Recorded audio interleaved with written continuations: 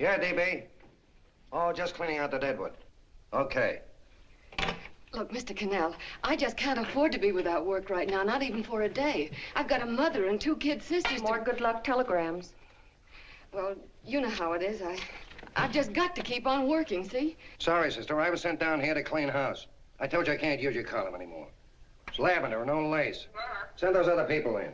I'll tell you what I'll do. I get $30 a week. I'll take 25, 20 if necessary. I'll do anything you say. It isn't the money. We're after circulation. What we need is fireworks. People are going to hit with sledgehammers. Start arguments. Oh, I can do that. I know this town inside out. Oh, give me a chance, All please. right, come in. Cashier's got your check. Who are these people? Gibbs, Frawley, Cunningham, Giles. Hey, your sister. Don't forget to get out your last column before you pick up your check.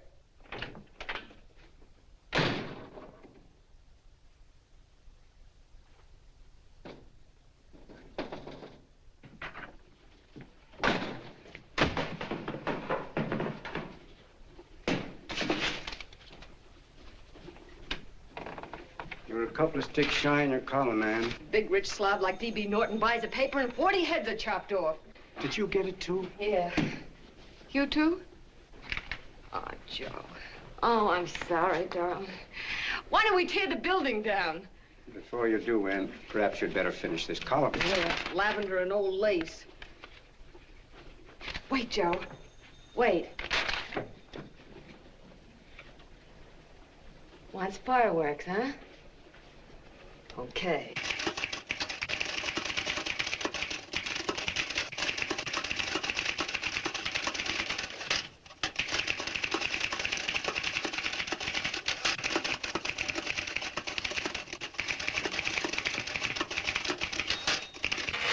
Here. Below is a letter which reached my desk this morning. It's a commentary on what we laughingly call a civilized world. Dear Miss Mitchell, 4 years ago, I was fired out of my job. Since then, I haven't been able to get another one. At first, I was sore at the state administration because it's on account of the slimy politics here we have all this unemployment. But in looking around, it seems the whole world's going to pot. So in protest, I'm going to commit suicide by jumping off the City Hall roof. Signed, a disgusted American citizen, John Doe. Editor's note, if you ask this column, the wrong people are jumping off the roofs.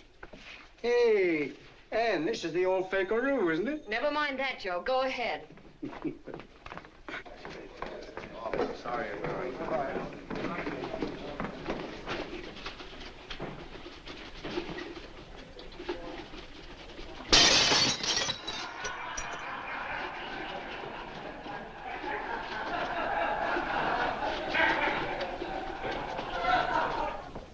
And it's because of the slimy politics that we have all this unemployment here. There it is. That's D.B. Norton's opening attack on the governor. Why, Jim, it's just a letter sent into a column. No, I can smell it. That's Norton. Good morning, gentlemen. Good morning, Governor. Morning, Governor. You're rather early. Governor, did you happen to see this in a new bulletin? Yes. I had it served with my breakfast this morning. Jim thinks it's D.B. Norton at work. Of course it is. Oh, come, Jim. That little item, D.B. Norton does things in a much bigger way. This is his opening attack on you, Governor. Take my word for it. What did he buy a paper for? Why did he engage a high-pressure editor like Cannell for? He's in the oil business. I tell you, Governor, he's after your scalp. All right, Jim, all right. Don't burst a blood vessel. I'll look into it. Will you get me Spencer of the Daily Chronicle, please? Yes, I saw it, Governor. If you ask me, that's a phony letter. Why, that gag has got whiskers on it. Okay, I'll get the mayor and maybe the Chamber of Commerce to go after them. Get Mayor Lovett on the phone. Sorry, the mayor's busy on the other phone. Yes, I know, Mrs. Brewster. It's a terrible reflection on our city. I've had a dozen calls already. Spencer of the Chronicle. Hold him. Just a minute. Yes, Mrs. Brewster. I'm listening. I insist that this John Doe man be found and given a job at once. Now, if something isn't done about it, I'll call out the whole auxiliary. Yes, and the junior auxiliary, too. We'll hold a meeting and see that it is. Yes, Spencer? So Who? The governor? Well, what about me? It's my building he's jumping off of, and I'm up for re-election, too. What are you doing? Get Cannell at the bulletin. Why, he's liable to go right past my window. Get me Cannell. What was that? What? Out the window. Something just flew by. I didn't see anything. Well, don't stand there, you idiot. Go and look. Open the window. Oh, why did he have to pick on my building? Is there a crowd in the street? No, sir. Then maybe he's caught on a ledge. Look again. I think it must have been a seagull. A seagull? What's a seagull doing around the city hall? That's a bad omen, isn't it? Oh, no, sir. The seagull is a lovely bird. It's all right, Mrs. Brewster. It was just a seagull. Can I help? Nothing's happened yet. No, I'm watching. Don't worry, Mrs. Brewster. Just leave it all to me. Spencer, I'll call you back. Hello, Canal? What are you doing? This is the mayor. Yes, Mayor Lovett. How many times are you going to call me? I've got everybody and his brother and sister out looking for him. Did you see the box I'm running? An appeal to John Doe. Think it over, John. Life can be beautiful, says Mayor. If you need a job, apply to the editor of this paper and so forth and so forth. Okay, Mayor, I'll let you know as soon as I have something. What? Well, pull down the blinds. Been up to Miss Mitchell's house, boss. Boy, she's in a bad way. Where is she? Hey, do you know something? She supports a mother and 2 kids. What do you know about that? Did you find her? No. Her mother's awful worried about her. When she left the house, she said she was going on a roaring drunk. The girl, I mean. Go out and find her. Sure. Hey, but the biggest thing I didn't tell you, her old man's Hello? Doc Mitchell. You know the doctor saved my mother's life and wouldn't take any money for it? You remember that. Okay, boss, I'll go and look for her. Holy smokes, Commissioner, you've had 24 hours. Okay, Hawkshaw, grab a pencil. Here it is again. About 5'5", brown eyes, light chestnut hair, and as fine a pair of legs as ever walked into this office. Did you want to see me? No. I've had the whole Army and Navy out searching for you because that's a game we play here every day. I remember distinctly being fired. That's right. But you have a piece of property that still belongs to this newspaper, and I'd like to have it. What's that? The letter. What letter? The letter from John Doe. Oh, The whole town's in an uproar. We've got to find him, and the letter's the only clue. there is no letter. We'll get a handwriting expert to... What? There is no letter. Say that again. There's no letter. I made it up. You made it up. Mm-hmm. You said you wanted fireworks. Don't you know there are 9 jobs waiting for this guy? 22 families want to board him free. 5 women want to marry him, and the mayor's practically ready to adopt him, and you... Just call the morgue, boss. They said there's a girl there. Shut up. Ann! Say, why didn't you... Beanie. Only one thing to do, Hank. Drop the whole business quickly. How? Run a story. Say John Doe was in here and is sorry he wrote the letter and... That's right. They've got it, sure. He came in here, and I made him change his mind. Bulletin editor saves John Doe's life. Why, it's perfect. I'll have Ned write it up. Oh, Ned, I got a story I want you to... Wait a minute. Listen, you great, big, wonderful genius of a newspaper man. You came down here to shoot some life into this dying paper, didn't you? Well, the whole town's curious about John Doe, and boom, just like that, you're going to bury him. There's enough circulation in that man to start a shortage in the ink market. In what man? John Doe. What John Doe? John Doe, the one I made up. Look, genius, now look. Suppose there was a John Doe and he walked into this office. What would you do? Find him a job and forget about the whole business, I suppose, huh? Not me. I'd make a deal with him. A deal? Sure, when you get hold of a stunt that sells papers, you don't drop it like a hot potato. Well, this is good for at least a couple of months. You know what I'd do? Between now and, let's say, Christmas when he's gonna jump, I'd run a daily on. Starting with his boyhood, his schooling, his first job. A wide-eyed youngster facing a chaotic world. The problem of the average man, of all the John Does in the world. Now, then comes the drama. He meets discouragement. He finds the world his feet of clay. His ideals crumble. So what does he do? He decides to commit suicide and protest against the state of civilization. He thinks of the river, but no. No, he has a better idea. The city hall. Why? Because he wants to attract attention. He wants to get a few things off his chest, and that's the only way he can get himself heard. So? So he writes me a letter, and I dig him up. He pours out his soul to me. And from now on, we quote, I protest by John Doe. He protests against all the evils in the world. The greed, the lust, the hate, the fear. All of man's inhumanity to man. Arguments will start. Should he commit suicide or should he not? People will write in pleading with him. But no, no, sir. John Doe will remain adamant. On Christmas Eve, hot or cold, he goes. See? Very pretty. Very pretty indeed, Miss Mitchell. But would you mind telling me who goes on Christmas Eve? John Doe. What John Doe? The one we hire for the job, you lunkhead. Wait a minute. Let me get this through this lame brain of mine. Are you suggesting we go out and hire someone to say he's going to commit suicide on Christmas Eve? Is that it? Well, you're catching on. Who, for instance? Anybody. Beanie'll do. Why, sure. Who, me? Jump off a... Oh, no, any time at Christmas. I'm superstitious.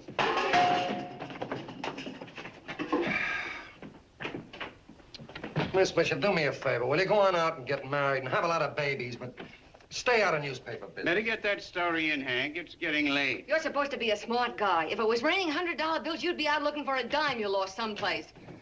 Holy smokes, wasting my time listening to this mad woman. Look, Chief, look at the Chronicle is running on John Doe. They say it's a fake. Why, the no good that... John Doe story, amateur journalism. It's palpably phony. It's a wonder anyone is taking it serious.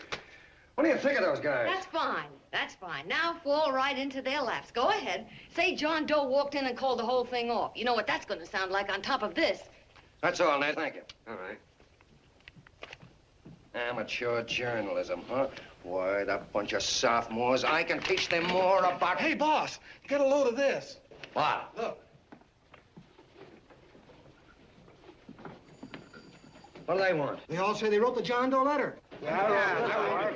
Oh, they all wrote the letter. Tell them all to wait. Look, Mr. Cannell, one of those men is your John Doe. They're desperate and will do anything for a cup of coffee. Pick one out and you can make the Chronicle eat their words.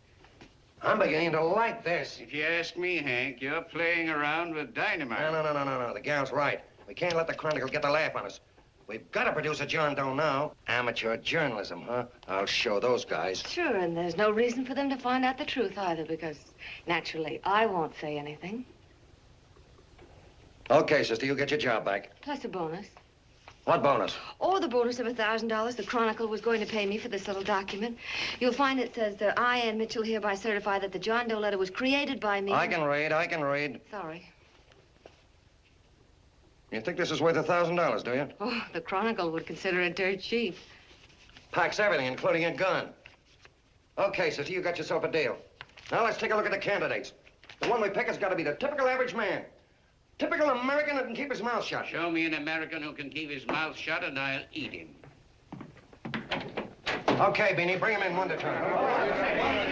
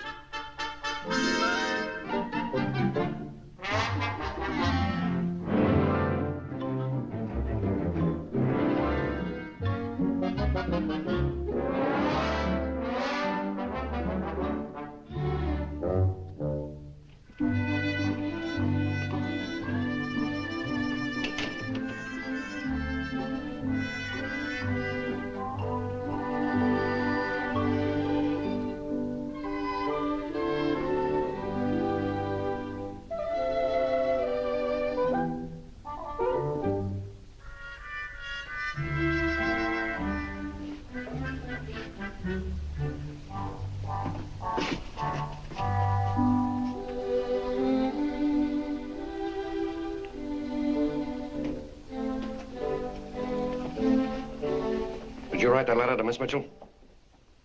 No, I didn't. What are you doing up here, then? Well, the paper says there were some jobs around loose. Thought there might be one left over. Had any schooling?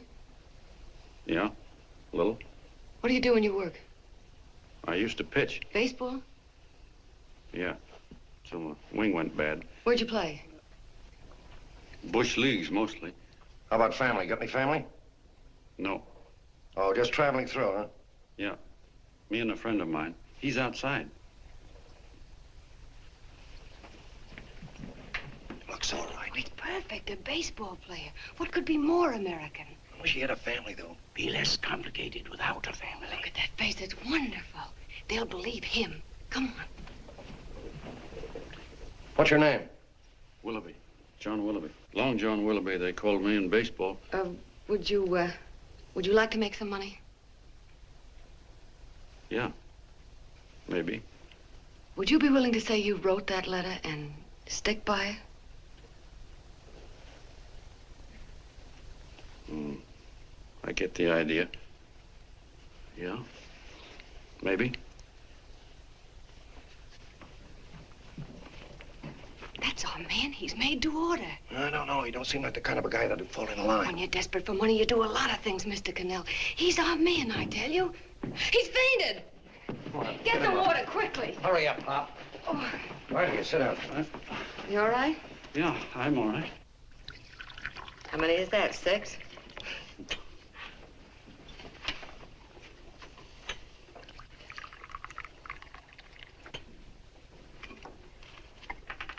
Pretty hungry, weren't you?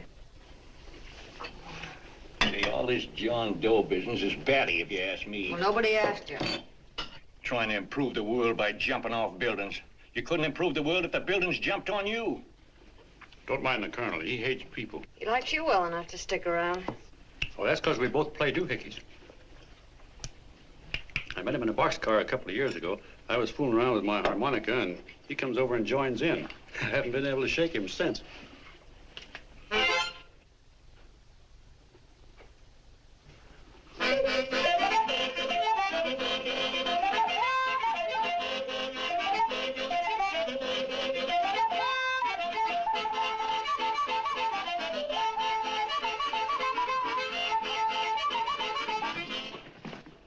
Here he is. No, you can't take pictures of him like that, eating a sandwich and with a beard. But he's going to jump off a building. Yes, but not because he's out of a job. That's not news. This man's going to jump as a matter of principle. Well, maybe you're right. We'll clean him up and put him in a hotel room under bodyguards. We'll make a mystery out of him. Did you speak to Mr. Norton? Thinks it's terrific. Says for us to go the limit. Wants us to build a bonfire under every big shot in the state. Oh, swell. Is that the contract? Yeah. What's he doing here? Friend of his. They play duets together. Duets? But can we trust him? Oh. I trust him. Oh, you trusted me. Well, that's fine. I suppose he trusts you, too. Oh, stop worrying. He's all right. Okay, but we don't want more than a couple of hundred people in on this thing. Now, the first thing I want is an exact copy of the John Doe letter in your own handwriting. I've got it already. Here. No, that's fine. Now, I want you to sign this agreement. It gives us an exclusive story under your name, day by day, from now until Christmas. On December 26th, you get one railroad ticket out of town. And the bulletin agrees to pay to have your arm fixed. That's what you want, isn't it? Yeah, but it's got to be by Bonesetter Brown. Okay, Bonesetter Brown goes. Here, sign it. Meanwhile, here's $50 spending money. That's fine. Beanie? Yes, boss. Take charge of him. Get him a suite at the Imperial and hire some bodyguards. Yeah, and some new clothes, Beanie. You think we better have him deloused? Yeah. Both of them? Yes, both of them, but don't let them out of your sight. Hey, Beanie, gray suit, huh? Yeah. Okay, fellas.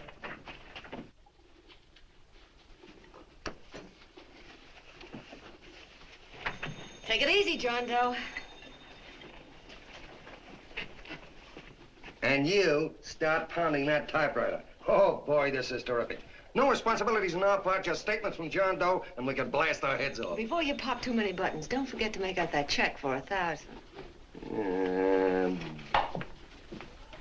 Okay, fellas, now, let me see. You sit outside the door. Nobody comes in, see? You two fellas sit in here. Hey, pretty nifty, huh? You ain't gonna get me to stay here. Sure you are. No, sir. That spot under the bridge where we slept last night's good enough for me. Say, what'll I do with this baggage? Well, stick him in the bedroom. Give me mine. I ain't staying. You know, we were headed for the Columbia River country before all this John Doe business came up. You remember that, don't you? Sure, I remember. Say, your ears popped coming up in the elevator. Mine did. All along, John. I tell you, it's no good. You're gonna get used to a lot of stuff that's gonna wreck you. Why, that $50 in your pocket's beginning to show up on you already. And don't pull that on me, neither. Stop worrying, Colonel. I'm going to get my arm fixed out of this. Hey, here's some cigars the boss sent us. Have one. Hey, Help cigars. yourself. No.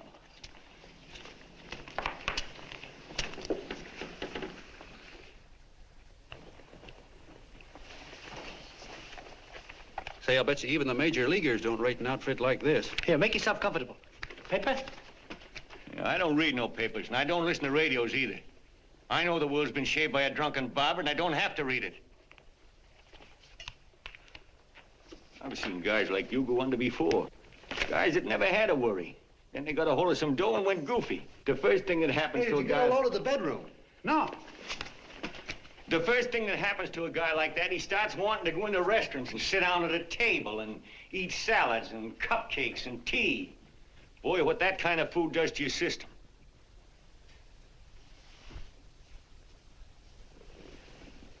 The next thing the dope wants is a room. Yes, sir, a room with steam heat and curtains and rugs. And before you know it, he's all softened up and he can't sleep unless he has a bed. Hey, stop worrying, Colonel. $50 ain't gonna ruin me. I've seen plenty of fellas start out with $50 and wind up with a bank account. Hey, what's the matter with the bank account, anyway? And let me tell you, Long John, when you become a guy with a bank account, they got you. Yes, sir, they got you. Who's got him? The helots. Who? Hey, there's the City Hall tower I was supposed to jump off of. It's even higher than this. Who's got him? The helots. Woo! Hey, wait a minute! You're not supposed to jump till Christmas Eve. Do you want to get me in a jam? If it's going to get you in the jam, we'll do you a favor. I won't jump. And when they got you, you got no more chance than a road rabbit. Hey, who'd you say was going to get him? Say, is this one of those places where you ring if you want something? Yeah, just use the phone. Boy, I've always wanted to do this. Hey, Doc, look. Look, Doc. Give me that again, will you? Who's going to get him? The helots. Who are they? Listen, sucker, you ever been broke? Sure, mostly often. All right. You're walking along. Not a nickel in your jeans. You're free as the wind. Nobody bothers you. Hundreds of people pass you by in every line of business. Shoes, hats, automobiles, radios, furniture, everything. And they're all nice, lovable people. And they let you alone. Well, is that right? Then you get a hold of some dough, and what happens? All those nice, sweet, lovable people become helots. A lot of heels. They begin creeping up on you, trying to sell you something. They get long claws, and they get a stranglehold on you. And you squirm, and you duck, and you holler, and you try to push them away, but you haven't got a chance. They got you. First thing you know, you own things. A car, for instance. Now your whole life is messed up with a lot more stuff. You get license fees, and number plates, and gas, and oil, and taxes, and insurance, and identification cards, and letters, and bills, and flat tires, and dents, and traffic tickets, and motorcycle cops, and courtrooms, and lawyers, and fines, and a million and one other things. And what happens? You're not the free and happy guy you used to be. You gotta have money to pay for all those things. So you go after what the other fellas got. And there you are. You're a helot yourself.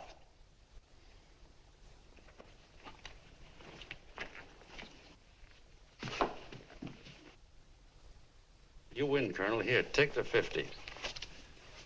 Go out and get rid of it. You bet I will, just as fast as I can. I'm gonna get some canned goods, a fishing rod, and the rest I'm gonna give away. Give away? Hey, get me a pitcher's glove. I gotta get some practice. Say, he's giving it away. I'm gonna get me some of that. Hey, come back here, you helot. Well, you send up 5 hamburgers with all the trimmings, 5 chocolate ice cream sodas, and 5 pieces of apple pie. No, apple with cheese. Yeah, thanks.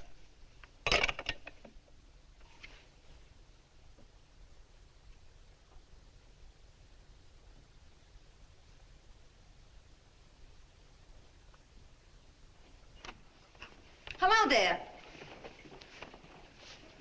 Well, well. If it isn't the man about town. All set, Miss Anne. Hmm? Oh, yes. Let's go. Let's see, we want some action in these pictures. Action? Mm-hmm.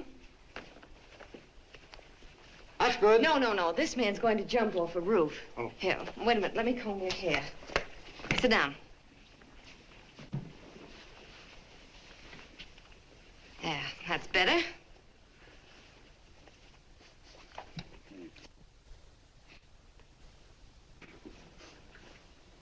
You know, he's got a nice face, hasn't he? Yeah, he's pretty. Yeah, sit down, quiet egghead. All right, now a serious expression. Can't. I'm feeling too good. Oh, come on now, this is serious. You're a man disgusted with all of civilization. With all of it? Yes, you're sore at the world. Come on now. Oh, crabby guy, huh? Yeah. No.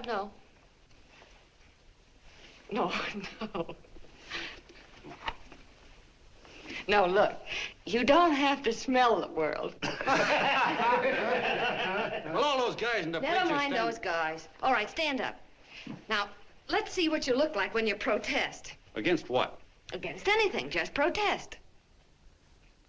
You got me. Oh, look, I'm the umpire, and you just cut the heart of the plate with your fast one, and I called it a ball. What would you do? Oh, you did, huh? Yeah. Why can't you call him right, you boneheaded... Grab it, Eddie, grab it!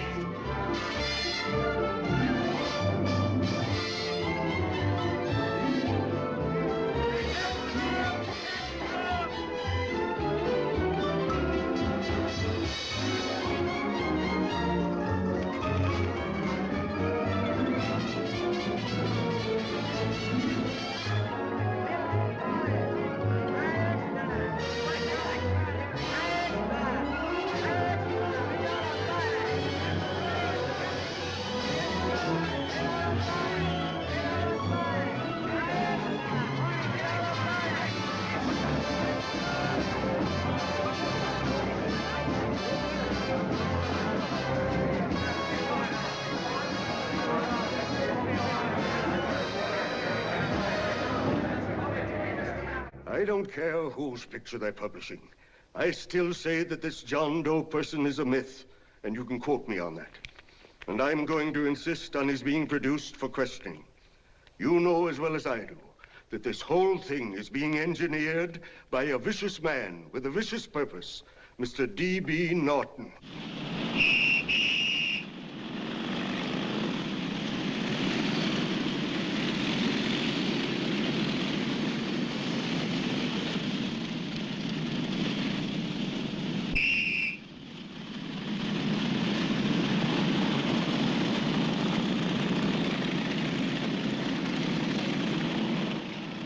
And Miss Mitchell are at the house, sir. Oh, they are?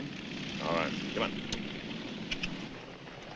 Personally, I think it's just plain stupidity to drop it. Now, you should see his fan mail, thousands. Why, it's going over like a house afire. What are you afraid of, Canal? It's doubled our circulation. Yeah, but it's got everybody sore. Ads are being pulled. The governor's starting a libel suit. What's more, they all know John Doe's a phony, and they insist on seeing Well, what about it? Let them see him. We'll go on one better. They can also hear him. You own a radio station, Mr. Norton. Why not put him on the air? Watch out for this damn DB. She'll drive you batty. Oh, Look, what? we can't let him get to this Bush League pitcher and start popping him. Good night. Now, tell him what that screwball might do. I walk in yesterday, here he is, standing on a table with a fishing pole, fly casting. Take my advice and get him out of town before this thing explodes in our faces. If you do, Mr. Norton, you're just as much of a dumb cluck as he is. Excuse me. No, you got yourself a meal ticket and you hate to Sure, let go. it's a meal ticket for me, I admit it, but it's also a windfall for somebody like Mr. Norton who's trying to crash national politics. That's what you bought the newspaper for, isn't it? You want to reach a lot of people, don't you? Well, put John Doe in the air and you can reach 130 million of them. He can say anything he wants and they'll listen to him. All right, we'll forget the governor and the mayor and all the small fry like that. This can arouse national interest. If he made a hit around here, he can do it every place else in the country. And you'll be pulling the strings, Mr. Norton. Go down to the office and arrange for some radio time. Well, DB, you're not going to as fall. soon as possible. Okay. I just came in to get warm myself. Come on, let's go. Don't you go. I want to talk to you.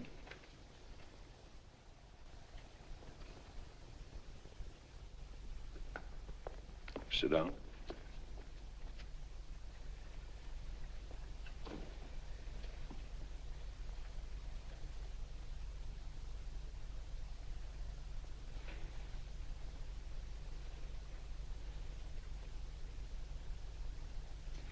Hey, this John Doe idea was yours, huh? Yes, sir.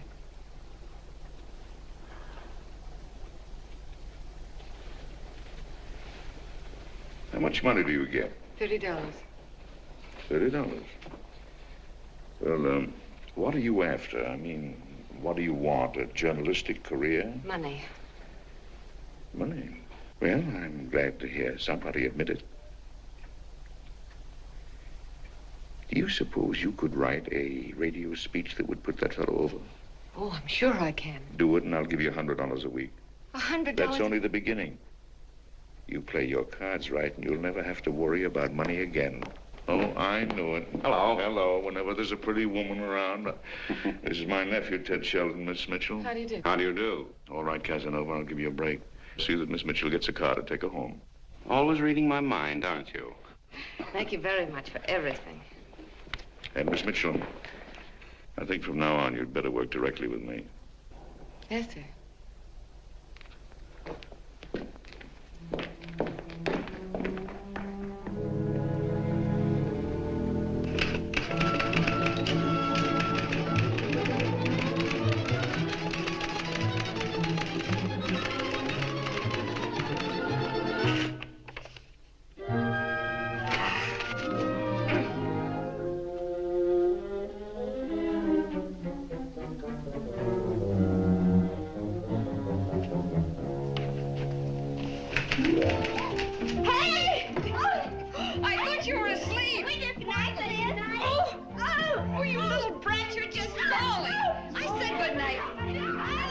Come, children. It's past your bedtime. Go on, Mama. Come on. Now, pooch off Stick your fork through me. I'm done. I'll never get this speech right. Oh, yes, you will, Ann, dear. You're very clever. Yeah, I know. What are you looking for? Your purse. I need $10. What for? I gave you 50 just the other day. Yes, I know, dear, but Mrs. Burke had her baby yesterday. 9 pounds. And there wasn't a thing in the house. And then the community chest lady came. And the 50's all gone, huh? Who's the 10 for? The Websters. The Websters. You remember those lovely people your father used to take care of. I thought I'd buy them some groceries. Oh, Anne, dear, it's a shame those... You're marvelous, Ma. You're just like Father used to be. Do you realize a couple of weeks ago we didn't have enough to eat ourselves? Well, yes, I know, dear, but these people are in such need. And we have plenty now. If you're thinking of that $1,000, forget it. It's practically all gone. We owed everybody in town. Now, you just got to stop giving all your money away. Oh, Anne, dear. Oh, I'm sorry, Ma. Oh, don't pay any attention to me. I guess I'm just upset about all this. Gee whiz, here I am with a great opportunity to get somewhere, to give us security for once in our lives, and I'm stuck. If I could put this over, your Mrs. Burke can have 6 babies. You mean this speech you're writing? Yeah, I don't know. I simply can't get it to gel. I created somebody who's going to give up his life for a principle. Hundreds of thousands of people are going to listen to him over the radio. And unless he says something that's sensational, it's just no good. Well, honey, of course, I don't know what kind of a speech you're trying to write, but judging from the samples I've read, I don't think anybody will listen. What? Darling, there's so many complaining political speeches. People are tired of hearing nothing but doom and despair on the radio. If you're going to have him say anything, why don't you let him say something simple and real, something with hope in it? If your father were alive, he'd know what to say. Oh, yeah. Father certainly would. Wait a minute.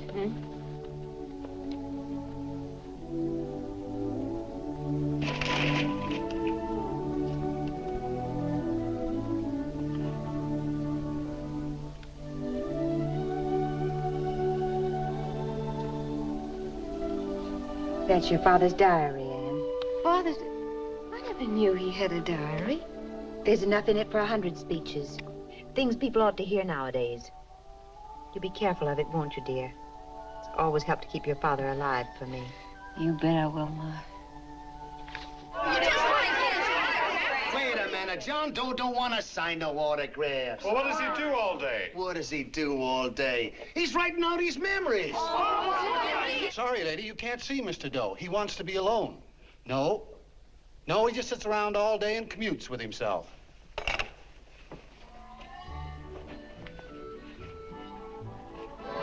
Oh!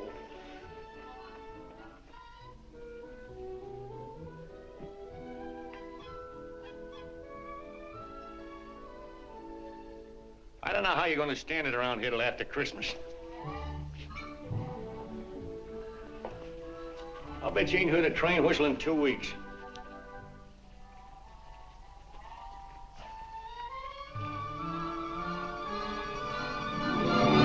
Steam right!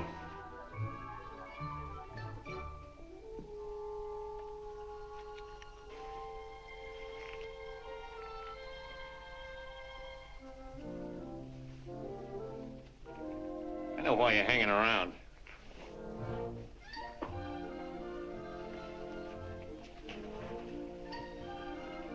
You're stuck on the girl. That's all a guy needs is to get hooked up with a woman.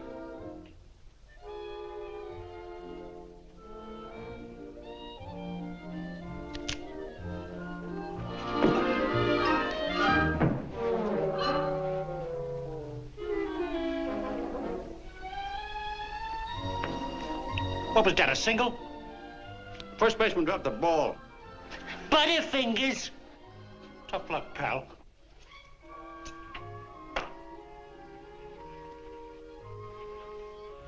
Guy has a woman on his hands. First thing he knows, his life is balled up with a lot more things. Furniture.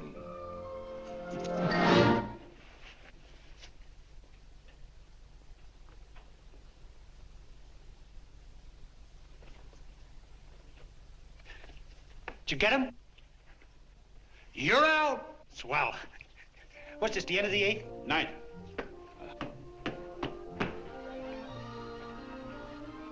Hey, Beanie, there's a couple of mugs in the Chronicle snooping around out here. Huh. Come on, Angel Face.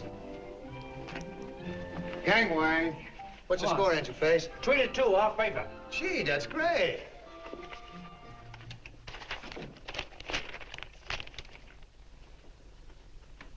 Hey, you got swell form there. Must have been a pretty good pitcher. Pretty good. Say, I was just about ready for the major leagues when I chipped a bone in my elbow. I got it pitching a 19-inning game. 19? Yeah. There was a major league scout there watching me, too. And he came down after a game of the contract. You know what? I couldn't lift my arm to sign it. I'll be okay, though, as soon as I get it fixed up. It's too bad. What do you mean, too bad? Huh? Oh, that you'll never be able to play again. What are you talking about? I just told you I was going to get Well, you know how they are in baseball if a guy's mixed up in a racket. Racket? What do you mean? Well, I was just thinking about this John Doe business. Why, as soon as it comes out it's all a fake, you'll be washed up in baseball, won't you? Yeah. Hey, doggone. I never thought about that.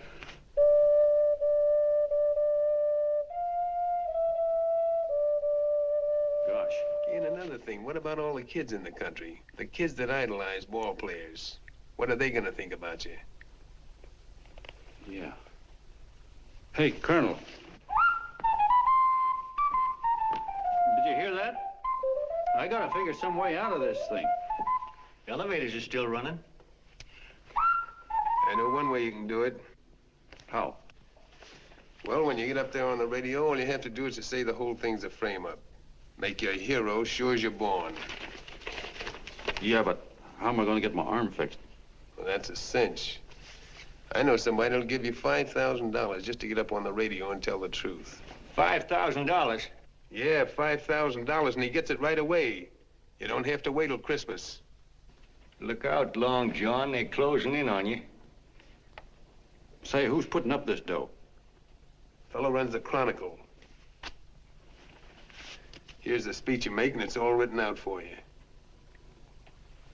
$5,000. Holy mackerel, I can see the helots coming, the whole army of them. It's on the level.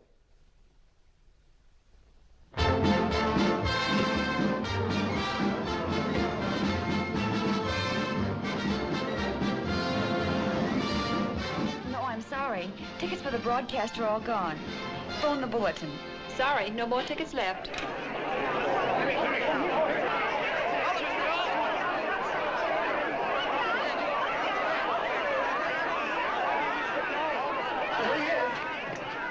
Hello, John. All set for the big night? Swell. Turn around. One moment. Now stand still. Hold it, Mr. Doe. Hold it. Big smile, Mr. Doe. That's right. Okay, Petey, that's All right, all. Take stand him here. out. Come on. Now, look, John, here's the speech. It's in caps and double-spaced. You won't have any trouble reading it. Not nervous, are you? No. Of course not. He wouldn't be. Who? John Doe, the one in there. Hey, don't let your knees rattle. It picks up on the mic. Oh, Beanie, you needn't be nervous, John. All you have to remember is to be sincere. Pick up that phone, Miss Mitchell. It's for you. Okay. Hello? Yes, Mother. Oh, thank you, darling. Oh, there he is, the poor dear man. Oh, good luck to you, Mr. Doe. We want you to know that we're all for you. The girls all decided that you're not to jump off any roof at all. Even if we have to go to the stop it. You got the speech I gave you? Yeah. Now, look.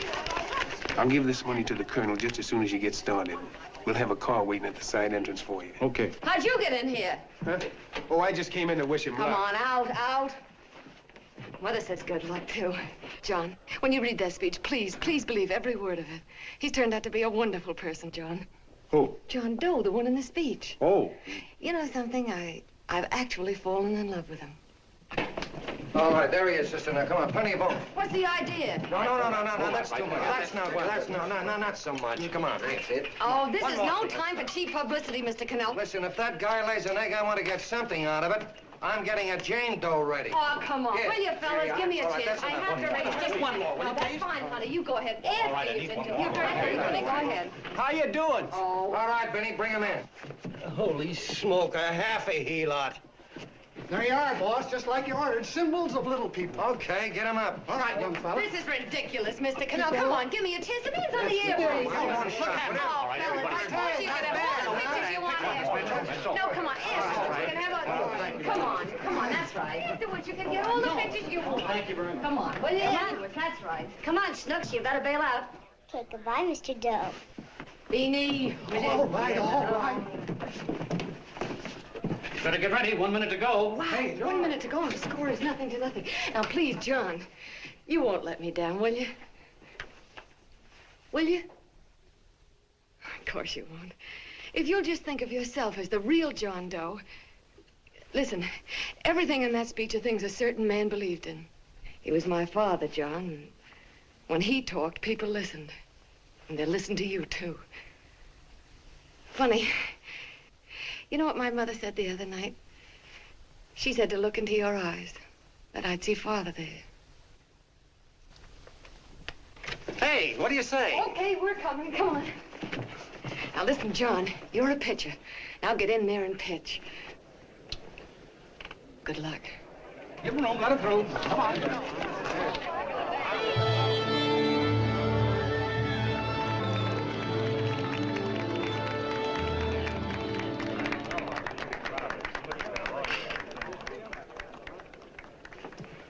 Hey, let's get out of here. There's the door right there. Hey, what are you doing here? That's what I'd like to know. Come on, out. Hey, he's a friend of mine. Never mind, let him alone. He's all right. I'll be right over there pulling for you. No, John, over here.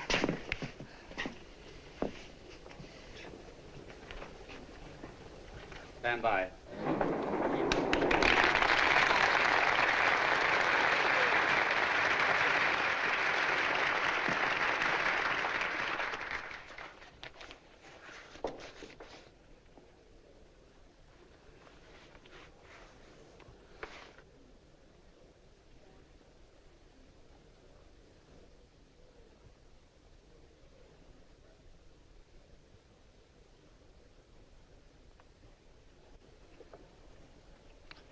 Phone the Chronicle. Tell them to start getting those extras out.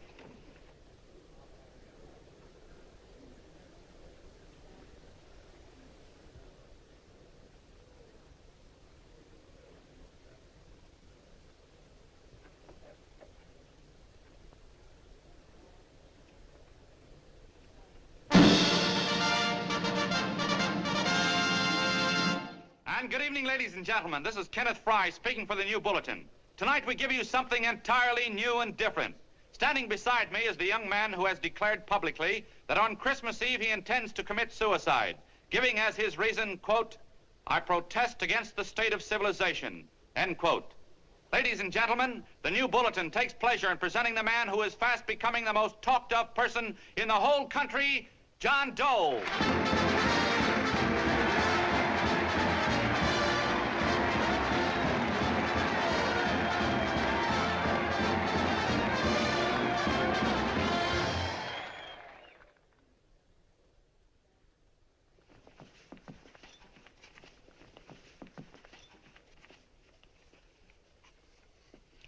Ladies and gentlemen,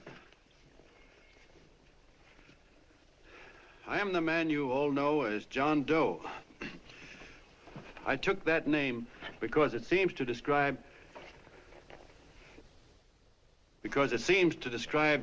the average man.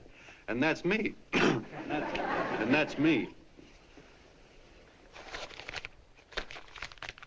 Well, it was me before I said I was going to jump off the city hall roof at midnight on Christmas Eve. Now I guess I'm not average anymore. Now I'm getting all sorts of attention. From big shots, too. We've been double-crossed. The mayor and the governor, for instance. They don't like those articles I've been writing. You're an imposter, young fellow. That's a pack of lies you're telling. Who wrote that speech for you?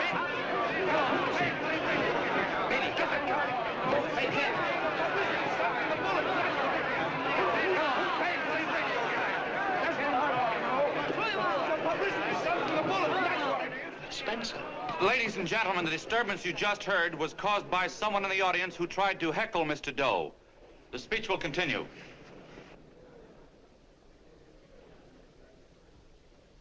Well, people like the governor and that fellow there can stop worrying.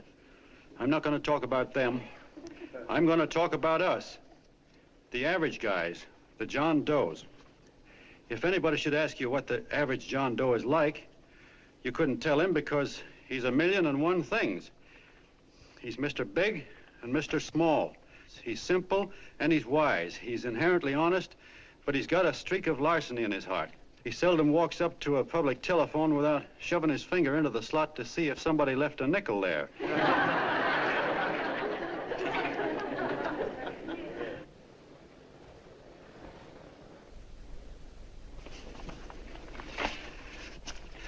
He's the man the ads are written for. He's the feller everybody sells things to.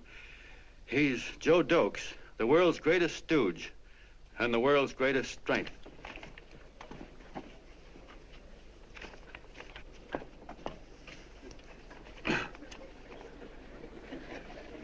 Yes, sir. Yes, sir, we're a great family, the John Does. We're the meek who are supposed to inherit the earth. You'll find us everywhere. We raise the crops, we dig the mines, work the factories, keep the books, fly the planes, and drive the buses. And when a cop yells, "Stand back there, you," he means us, the John Does. Well, what kind of a speech is that? Didn't you read it? We've existed since time began. We built the pyramids. We saw Christ crucified, pulled the oars for Roman emperors, sailed the boats for Columbus, retreated from Moscow with Napoleon, and froze with Washington at Valley Forge. Yes, sir. We've been in there dodging left hooks since before history began to walk. In our struggle for freedom, we've hit the canvas many a time, but we always bounce back because we're the people, and we're tough.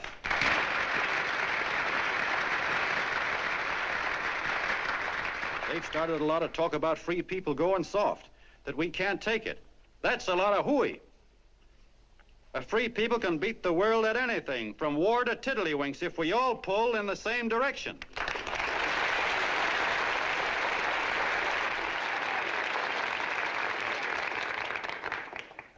I know a lot of you are saying, "What can I do? I'm just a little punk. I don't count." Well, you're dead wrong. The little punks have always counted, because in the long run, the character of a country is the sum total of the character of its little punks.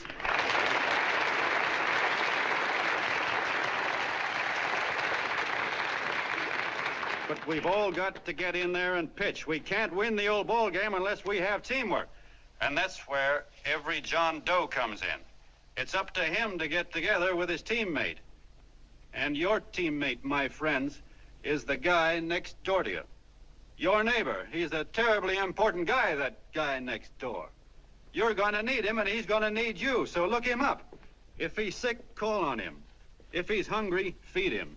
If he's out of a job, find him one. To most of you, your neighbor is a stranger, a guy with a barking dog and a high fence around him. Now, you can't be a stranger to any guy that's on your own team. So tear down the fence that separates you. Tear down the fence, and you'll tear down a lot of hates and prejudices. Tear down all the fences in the country, and you'll really have teamwork.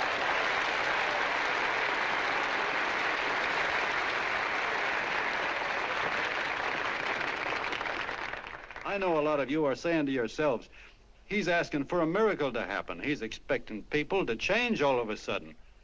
Well, you're wrong. It's no miracle. It's no miracle because I see it happen once every year, and so do you, at Christmas time.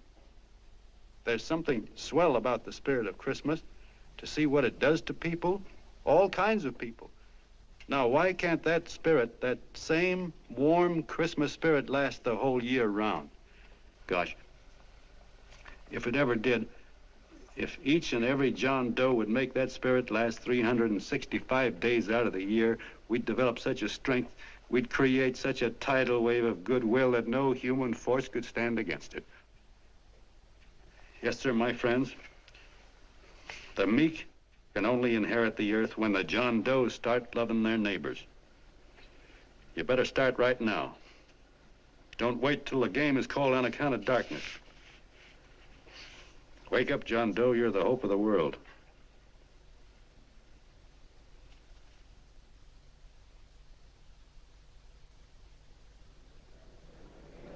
John, you were wonderful.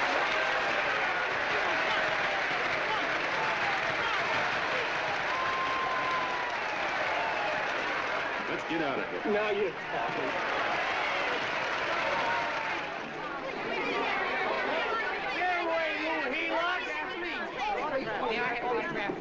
Please, hey!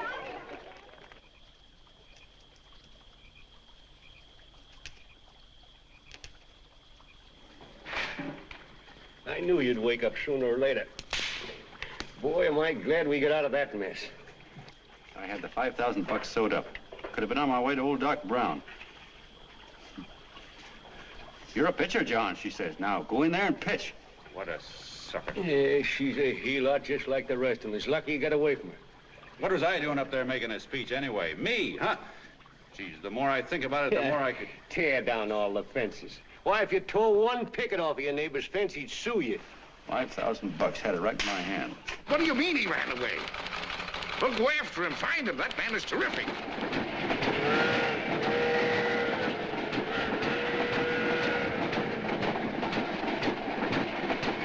Columbia River, here we come.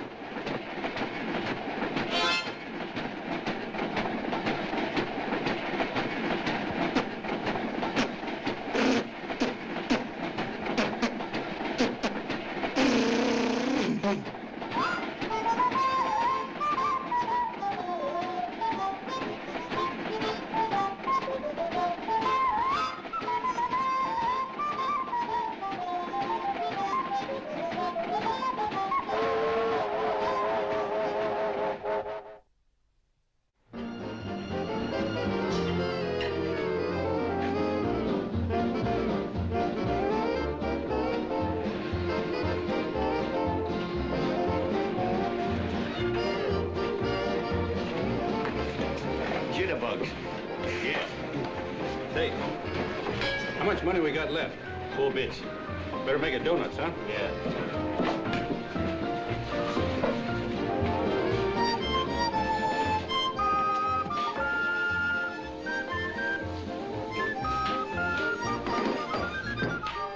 What'll it be, gents? Have you got a couple of steaks about that big and about that thick? Yeah, with hash brown potatoes and tomatoes and apple pie and ice cream and coffee. And donuts, I know. Hey, Ma, Seekers, a pair. Seekers, a pair, coming up. Glad he took the tea out of that.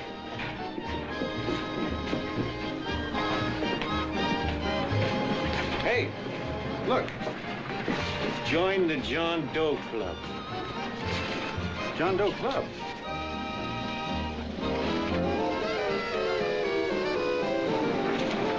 Uh-oh.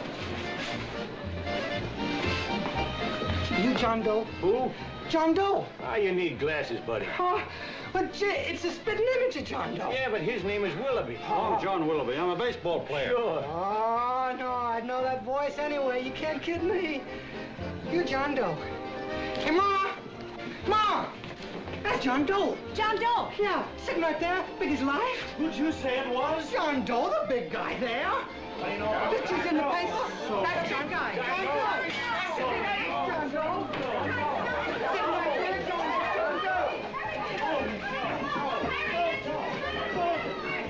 Doe. Hey, operator, Dan's Beanery.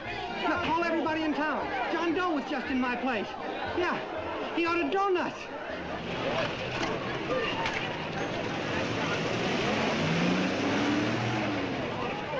John Doe, let's see John Doe. Come on.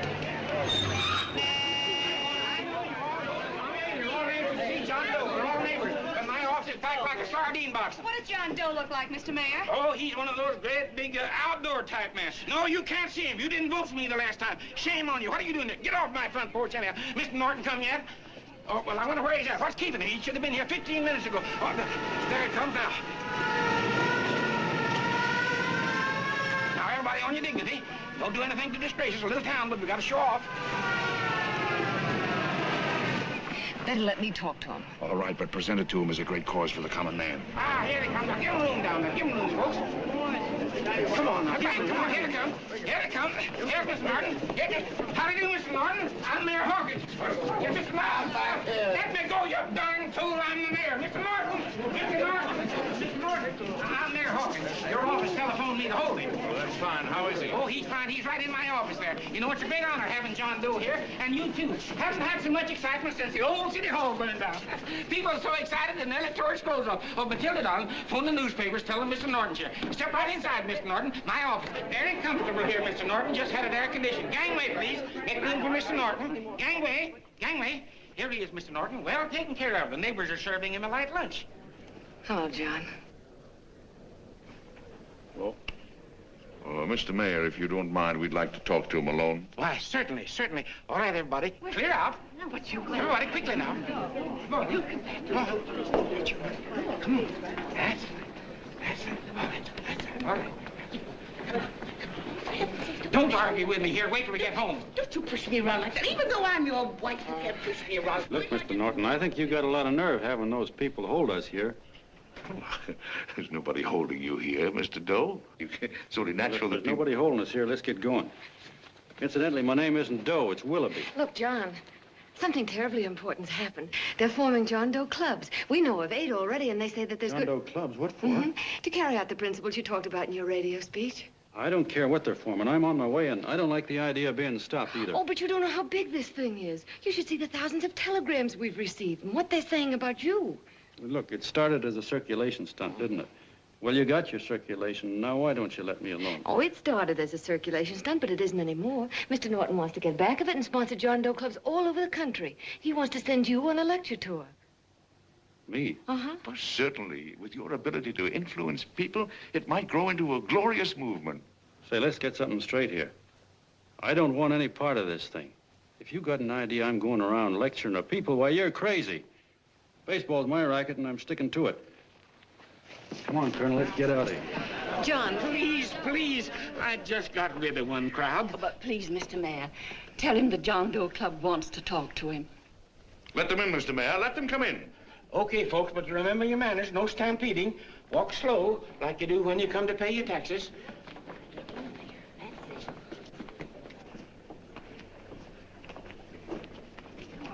Okay. All right, give me a chance.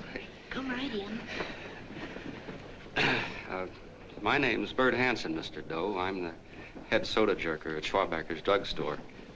Well, sir, you see, me and my wife, we heard your broadcast, and we got quite a bang out of it, especially my wife.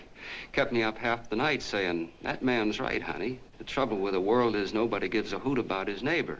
That's why everybody in town's sore and cranky at each other. And I kept saying, well, that's fine, but how's a guy gonna go around loving the kind of neighbors we got? Old Sourpuss, for instance. You see, Sourpuss Smithers is a guy lives all alone next door to us. He's a cranky old man that runs a second-hand furniture store. We haven't spoken to him for years. I always figured he was an ornery old gent that hated the world because he was always slamming his garage door and playing the radio so loud he kept half the neighbors up.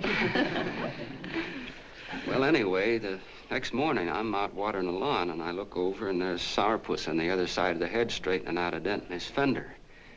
And my wife yells to me out the window. She says, go on, speak to him, Bert. And I figured, well, heck, I can't lose anything, so I yelled over to him, good morning, Mr. Smithers. He went right on pounding his fender. Was I burned? So I turned around to give my wife a dirty look, and she said, louder, louder, he didn't hear you. So in a voice you could have heard in the next county, I yelled, good morning, Mr. Smithers. Well, sir, you could have knocked me over with a feather. Old Sourpuss turned around, surprised-like, and he put on a big smile, came over and took my hand like an old lodge brother, and he said, good morning, Hanson. I've been wanting to talk to you for years, only I thought you didn't like me. And then he started chatting away like a happy little kid, and he got so excited his eyes all... Well, Mr. Doe, before we got through, I found out Smithers is a swell egg, only he's pretty deaf, and that accounts for all the noises. And he says it's a shame how little we know about our neighbors. And then he got an idea, and he said, how's about inviting everybody someplace where we can all get together and know each other a little better? Well, I'm feeling so good by this time, I'm ripe for anything. So Smithers goes around the neighborhood inviting everybody to a meeting at the schoolhouse, and I tell everybody that comes in the store, including Mr. Schwabacker, my boss. I'm talking too much. Well, I'll be doggone if over 40 people don't show up. Of course, none of us knew what to do, but we sure got a kick out of seeing how glad everybody was just to say hello to one another. Tell him about making Sourpuss chairman. Oh, yeah, we made Sourpuss chairman and decided to call ourselves the John Doe Club. And say, incidentally, this is my wife. Come here, honey. This is my wife, Mr. Doe. How do you do, Mr. Doe? Sourpuss is here, too. Oh, is he? This is Sourpuss, or excuse me, Mr. Smithers, Mr. Doe. That's all right. If you didn't call me Sourpuss, it wouldn't feel natural.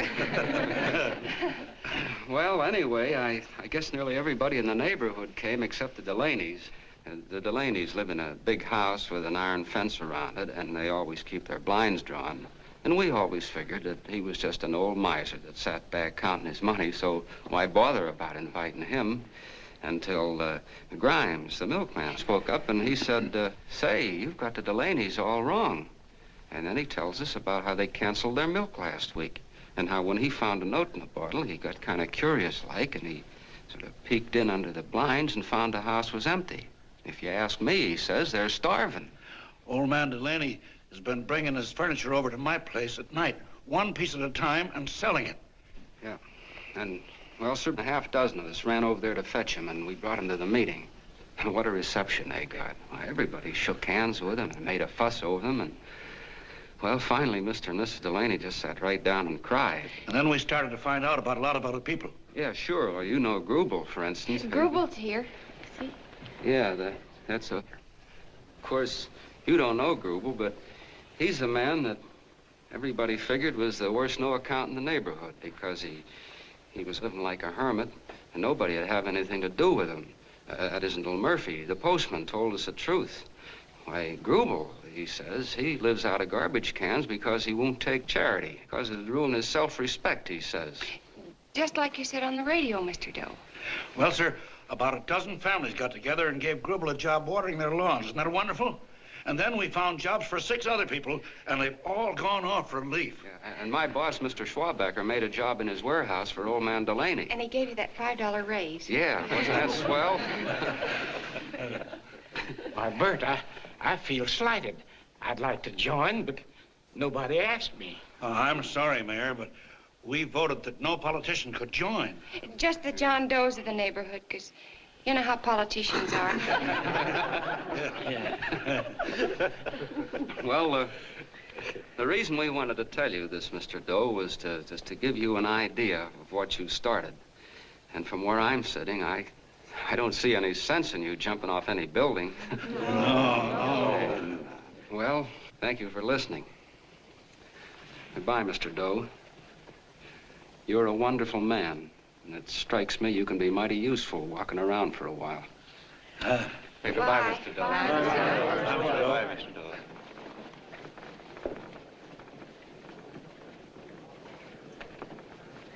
I'm Mrs. Delaney, Mr. Doe. And God bless you, my boy.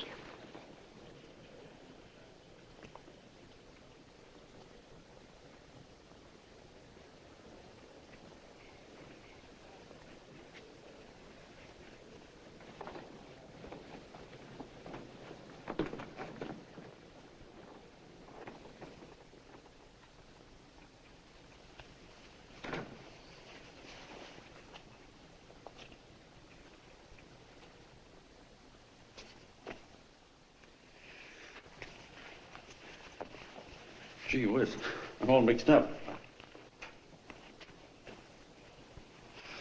I don't get it. Look, all those swell people think I'm going to jump off a building or something. I never had any such idea. Gosh. The fellow'd have to be a mighty fine example himself to go around telling other people how to... Say, look, what happened the other night was on account of Miss Mitchell here. She wrote the stuff. Don't you see what a wonderful thing this can be? But we need you, John. You're hooked. I can see that right now. They got you. Well, I'm through. For 3 years, I've been trying to get you up to the Columbia River country. First, it was your glass arm. Then it was the radio. And now it's the John Doe clubs. Well, I ain't waiting another minute. Gangway, you helots. Hey, Colonel, wait a minute. Oh, please. Hey, Colonel! I want you personally to go along with John Doe and Miss Mitchell and handle the press and the radio. Me? Yes, I don't want to take any chances. And Johnson. Yes, Stevie. Your crew will do the mop-up job. They'll follow John Doe into every town, see that the clubs are properly organized and the charter's issued. Right. There are only 8 flags up there now. I want to see that map covered before we get through.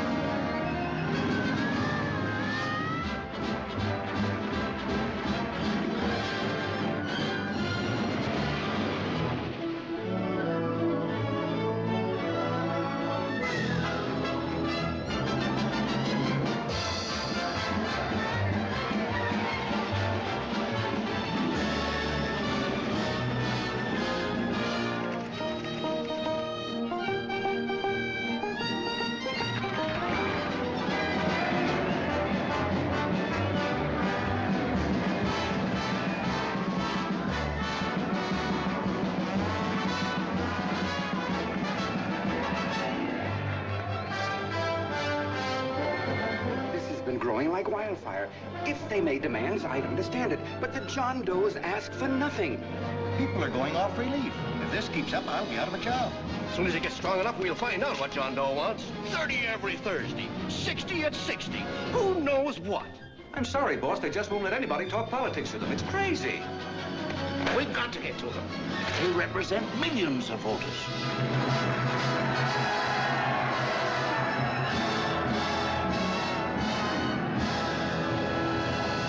I tell you, ladies and gentlemen, this thing has been nothing short of a prairie fire. We've received so many applications for charters to the John Doe clubs, we haven't been able to take care of them. I'd hate to have that many pins stuck in me. This John Doe convention is a natural. It's going to put our city on the map. Why, over 2,400 John Doe clubs are sending delegates. Can you imagine that? You, Mr. Mayor, will be the official host. You will make the arrangements for decorating the city, parades, and a reception for John Doe when he gets home. And don't wear your high hat. No high hat? No high hat. And from you, Cannell, I want a special John Doe edition every day until the convention is over. And now, if you will, please step into the outer office and look your prettiest because there are photographers there to take pictures of this committee. Don't worry, Libby. Everything will be taken care of. Isn't it all too wonderful? Gather down here in a nice group now. Get a nice group around you. Oh, Mr. Mayor, would you step down in the front row, please? You ladies get close to him. That's it. Well, I don't get it. Get what? Look, DB, I'm supposed to know my way around. This John Doe movement has cost you a fortune. Now, this convention is going to cost plenty. Well?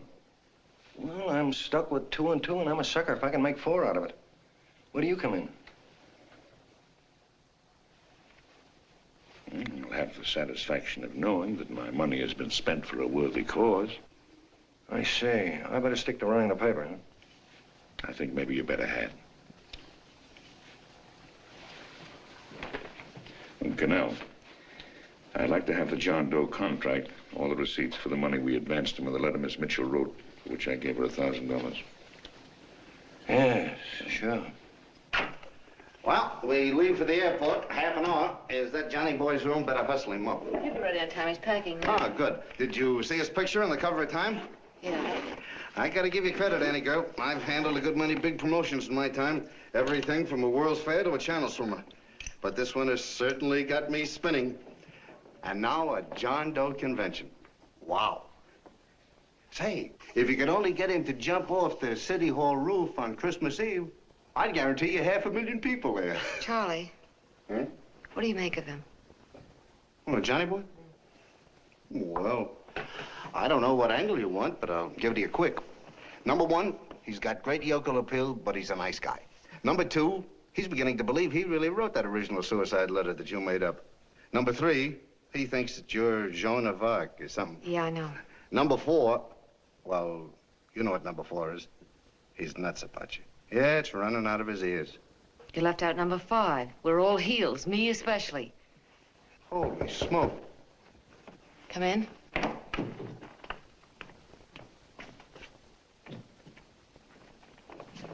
Small pack. Good. I'll go and get Beanie Boy. Okay, Charlie boy.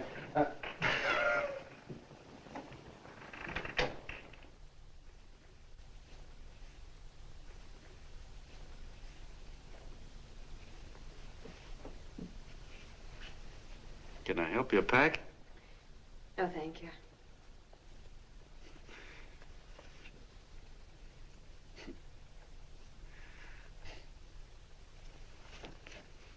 Do you care if I sit down out here? No.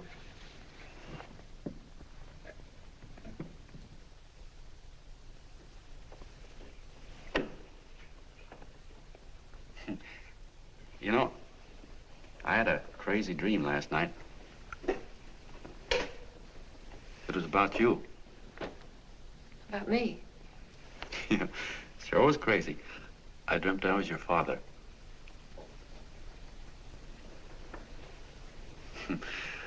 There was something I was trying to stop you from doing. So I got up out of bed and I walked right through the wall here, right straight into your room. You know how dreams are. And there you were in bed. But you're a little girl, you know, about 10. And very pretty, too. So I shook you, and the moment you opened your eyes, you hopped out of bed and started running like the devil in your nightgown. You ran right out the window there, and you ran out over the tops of buildings and roofs and everything for miles. And I was chasing you. And all the time you were running, you kept growing bigger and bigger and bigger, and pretty soon you were as big as you are now, you know, grown up. And all the time I kept asking myself, what am I chasing her for? And I didn't know. Isn't that a hot one? Well, anyway, you ran into some place, and then I ran in after you, and when I got there you were getting married. And the nightgown had changed into a beautiful wedding gown. You sure look pretty, too. And then I knew what it was I was trying to stop you from doing. Dreams are sure crazy, aren't they? Well,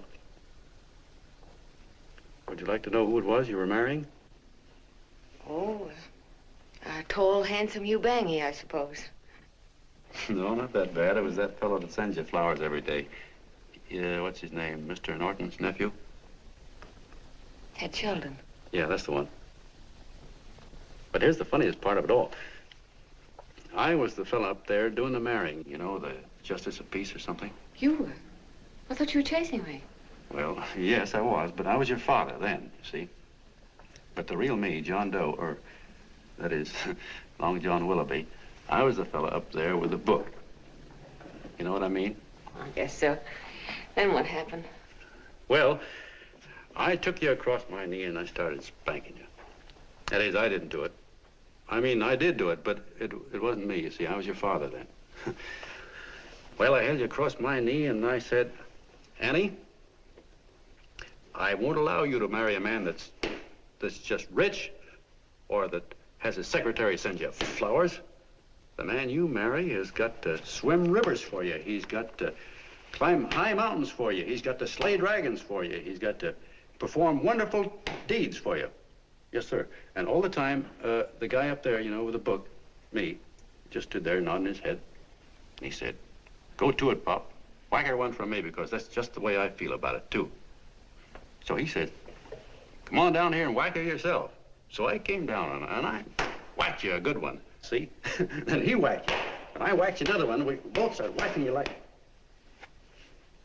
Well, if you're through whacking her, come on, let's get going. Okay, fellas, right in here.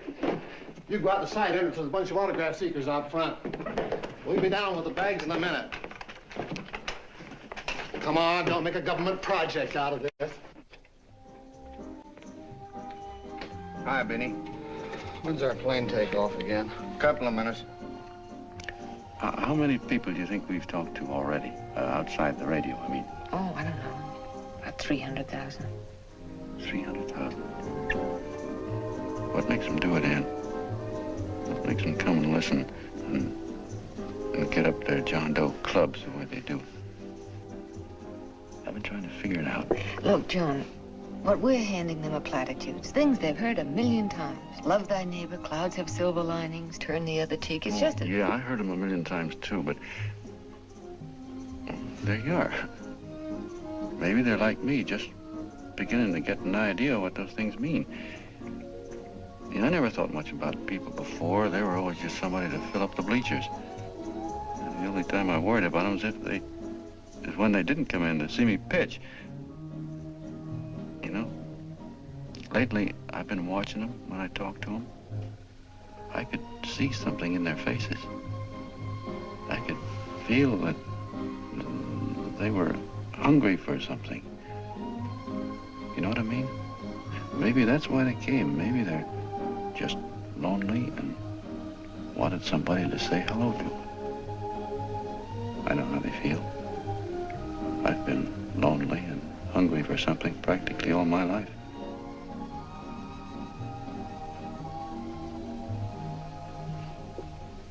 All aboard, folks.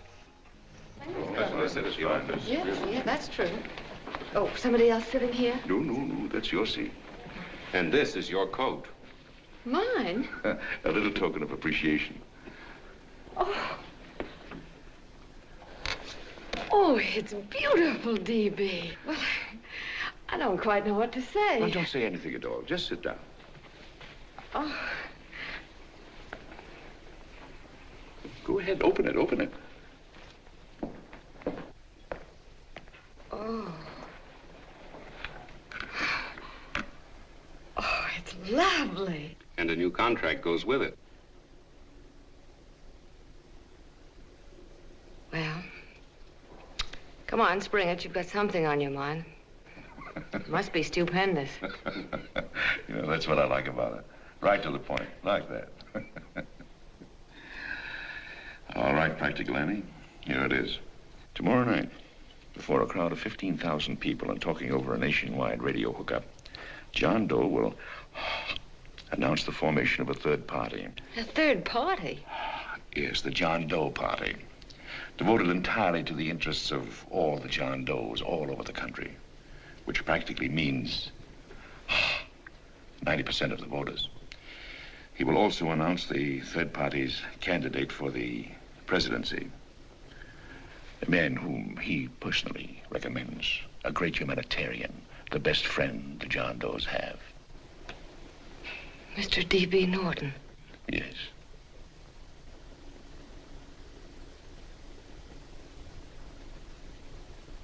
Wow.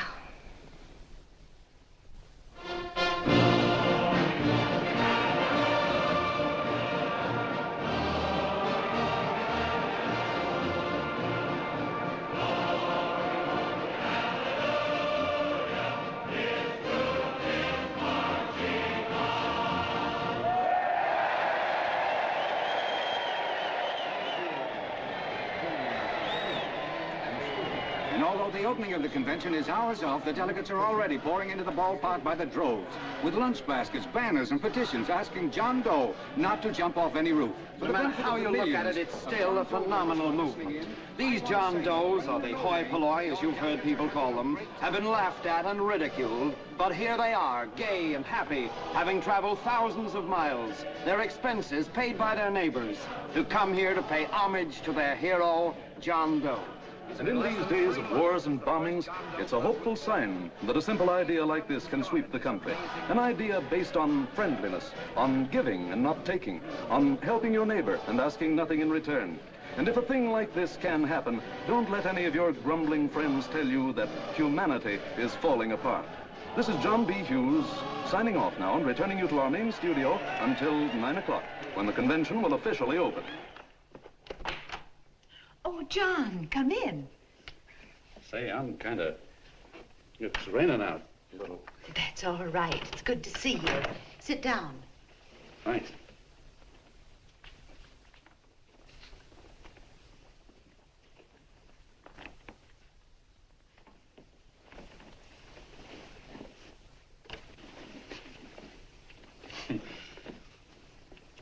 It's for Anne. Oh, how nice. Thank you very much. Flowers. I'm terribly sorry she isn't here. She isn't? No, she just left. I'm surprised you didn't run into her. She went over to Mr. Norton's house. Oh. Did you want to see her about something important? Yeah, well, no, it'll wait. Say, he's a nice man, isn't he? Mr. Norton, I mean. He's done an awful lot for the...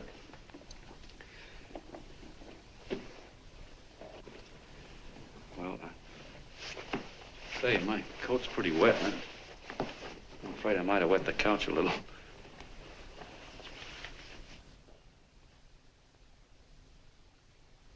Well, I guess I'll see her at the convention later. Yes, of course. I'll see that she gets the flowers. Thanks. Good night, Mrs. Mitchell. Good night, John.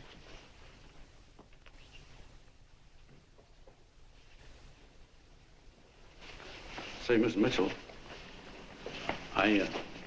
I'm kind of glad Anne isn't here. You see, I came over here hoping to see her alone, and kind of hoping I wouldn't, too, you know what I mean? There was something I wanted to talk to her about. But, well, it'll wait, I guess. Good night. Good night, John. Say, look, Mrs. Mitchell, have you ever been married? Oh, I'm sure you have. Gosh, that's pretty silly. I guess you must think I'm kind of batty. Well, I guess I'd better be going at that. John, my husband said, I love you. Will you marry me? You did? What happened? I married him. Well, yeah, that's what I mean, see? It was easy as all that, huh? Uh-huh. Yeah, but look, Mrs. Mitchell, you know, I love Ann, and it's going to be awfully hard for me to say it because, well, you know, she's so wonderful. And, well, the best I ever was a Bush League pitcher. And, you know, I think she's in love with another man, the one she made up. You know, the real John Doe. Well, that's pretty tough competition. I bet you he'd know how to say it all right. On me, I get up to it and around it and in back of it, but I never get right to it. You know what I mean? So the only chance I've got is, well, if somebody could kind of give her a warning, sort of prepare her for the shock. You mean you'd like me to do it? Hmm? Well, I was thinking that, yeah, you know, sort of break the ice. Of course I will, John. Gee, thank you, Mrs. Mitchell. Hey, you're okay.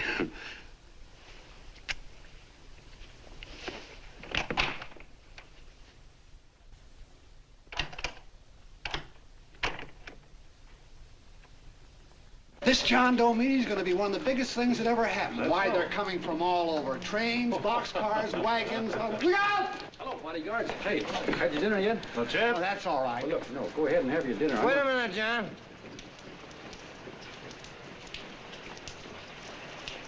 Hello, Mr. Connell. How are you, John? John, I want to have a little talk with you. What's the matter? Are you falling? Come here. Hey, boss. Oh, quiet. Say, tell me something. Did you read the speech you're going to make tonight?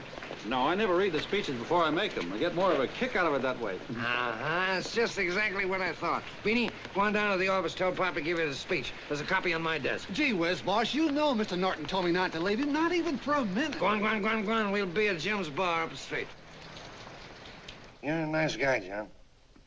I like you. You're gentle. I always like gentle people. Me, I'm hard. Hard and tough. I got no use for hard people. Gotta be gentle to suit me.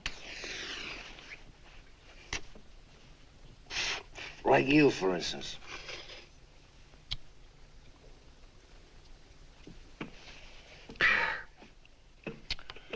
Yep, I'm hard.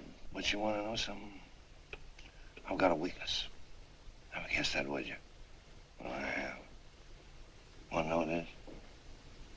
Star-Spangled Banner. Screw you, huh?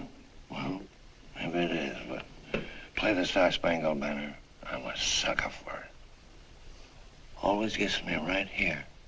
Know what I mean? Yeah, it gets me right back here. Oh, back there, huh? Well, every man to his own taste. You weren't old enough. You weren't old enough for the World War, were you, Jim? No, of course not.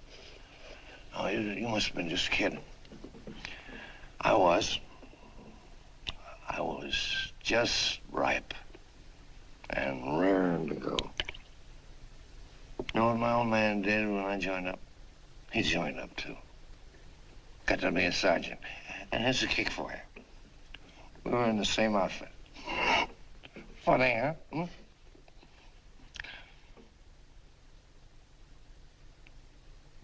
He was killed, John. I saw him get it. I was right there, and I saw it with my own eyes.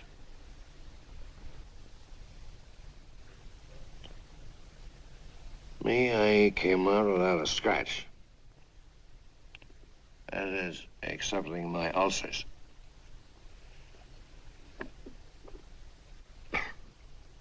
I should be drinking milk, you know. This stuff is poison. Hey, Tubby. Yes, Mr. Connell. What do you say, huh? All right. Yep, I'm a sucker for this country. I'm a sucker for the Star-Spangled Banner, and I'm a sucker for this country. I like what we got here. I like it. A guy can say what he wants and do what he wants without having a bayonet shoved through his belly. And that's all right, isn't it? You betcha. Yeah. Well, we don't want anybody coming around changing it, do we? No, sir. No, sir. And when they do, I get mad. I get boiling mad. And right now, John, I'm sizzling. I get mad for a lot of other guys besides myself. I get mad for a guy named Washington, and a guy named Jefferson, and Lincoln. Lighthouses, John. Lighthouses in a foggy world. You know what I mean? Yeah, you bet.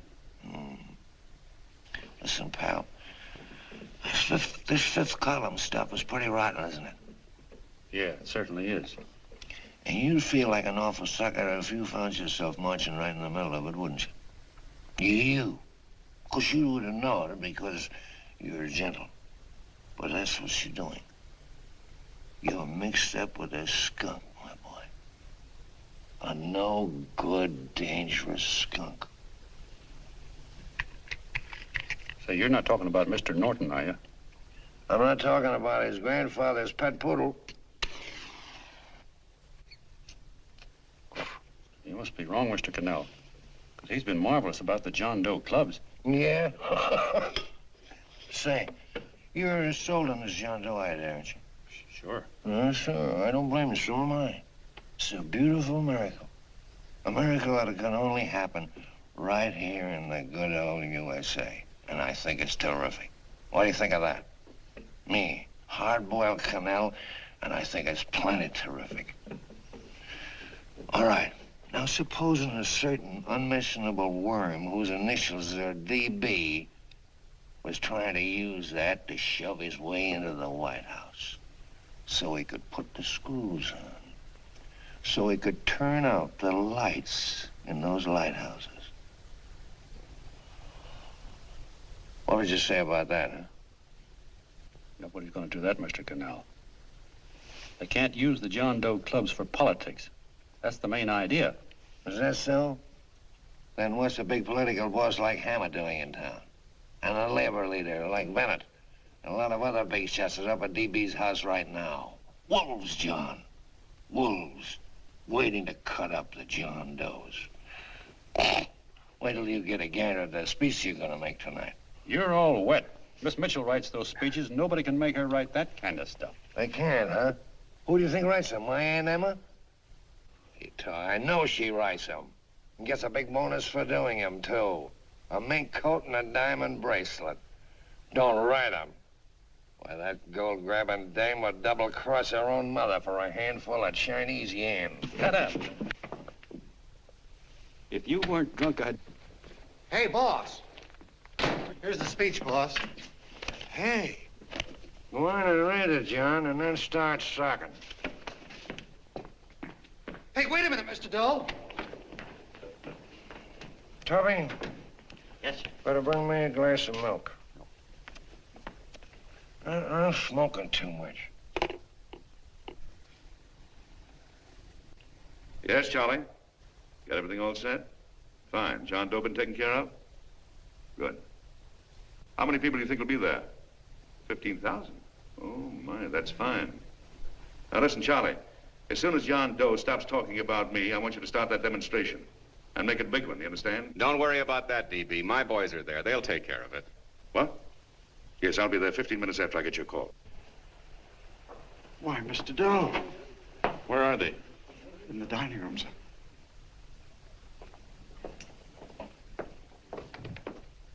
Now, gentlemen, I think we're about ready to throw that great big bombshell. Yeah, well, it's about time. Even a conservative estimate shows that we can count on anywhere between 10 and 20 million John Doe votes. Now, add to that the labor vote that Mr. Bennett will throw in, and the votes controlled by Mr. Hammett and the rest of you gentlemen in your own territories, and nothing can stop us. As I said before, I'm with you, providing you can guarantee the John Doe vote. Don't worry about that. You can count on me on one condition. Little Bennett's got to be taken care of. Didn't I tell you that everybody in this room would be taken care of? My agreement with you gentlemen stands. I'm with you, DB, but I still think it's a very daring thing we're attempting. These are daring times, Mr. Barrington. We're coming to a new order of things. There's too much talk been going on in this country. Too many concessions have been made. What the American people need is an iron hand. You're right. Right, that's true. You're quite right, E.B. Discipline. Right. And now, may I offer a little toast to Miss Ann Mitchell, the brilliant and beautiful lady who is responsible for all this. Miss Mr. Norton, I'd like to talk to you alone for a minute. Oh, Miss Mitchell has something to say to us. That's fine.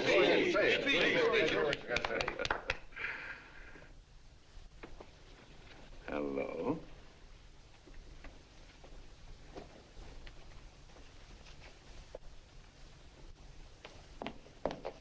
John, I'm so glad to see you. I was terribly worried. Did you write this? Yes, I did, John, but I had no idea what was going on. You didn't? No.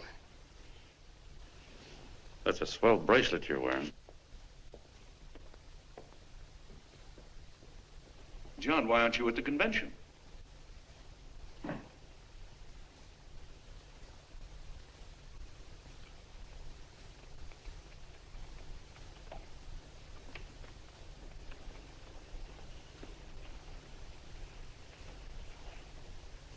Is there anything wrong? No, nothing's wrong. Everything's fine. So there's going to be a new order of things, huh? Everybody's going to cut himself a nice fat slice of the John Does, eh? You forgot one detail, Mr. Big Shot. You forgot me, the prize stooge of the world. Why, if you or anybody else thinks he's going to use the John Doe clubs for his own rotten purpose, he's going to have to do it over my dead body. Oh, hold on a minute, young man. Hold on. That's rather big talk. I started the John Doe clubs with my money, and I'll decide whether or not they're being properly used. No, you won't. You're through deciding anything. And what's more, I'm going down to that convention, and I'm going to tell those people exactly what you and all your fine feathered friends here are trying to cook up for them. And I'm going to say it in my own words this time. Stop it, baby. You ruined us, Stevie. Wait a minute, fella. My uncle wants to talk to you. Listen to me, my son. Before you lose your head completely, may I remind you that I picked you up out of the gutter and I can throw you right back there again? You've got a nerve accusing people of things. These gentlemen and I know what's best for the John Does of America, regardless of what tramps like you think. Get off that righteous horse of yours and come to your senses. You're the fake. We believe in what we're doing. You're the one that was paid the 30 pieces of silver. Have you forgotten that? Well, I haven't. You're a fake John Doe, and I can prove it. You're the big hero that's supposed to jump off tall buildings and things. Do you remember? What do you suppose your precious John Does will say when they find out that you never had any intention of doing it, that you were being paid to say so? You're lucky they don't run you out of the country. With the newspapers and the radio stations that these gentlemen control, we can kill the John Doe movement deader than a doornail. We'll do it, too, the moment you step out of line. Now, if you still want to go to that convention and shoot your trap off, you go ahead and do it.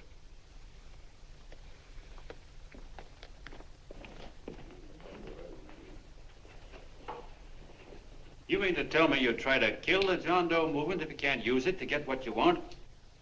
You bet your bottom dollar we would.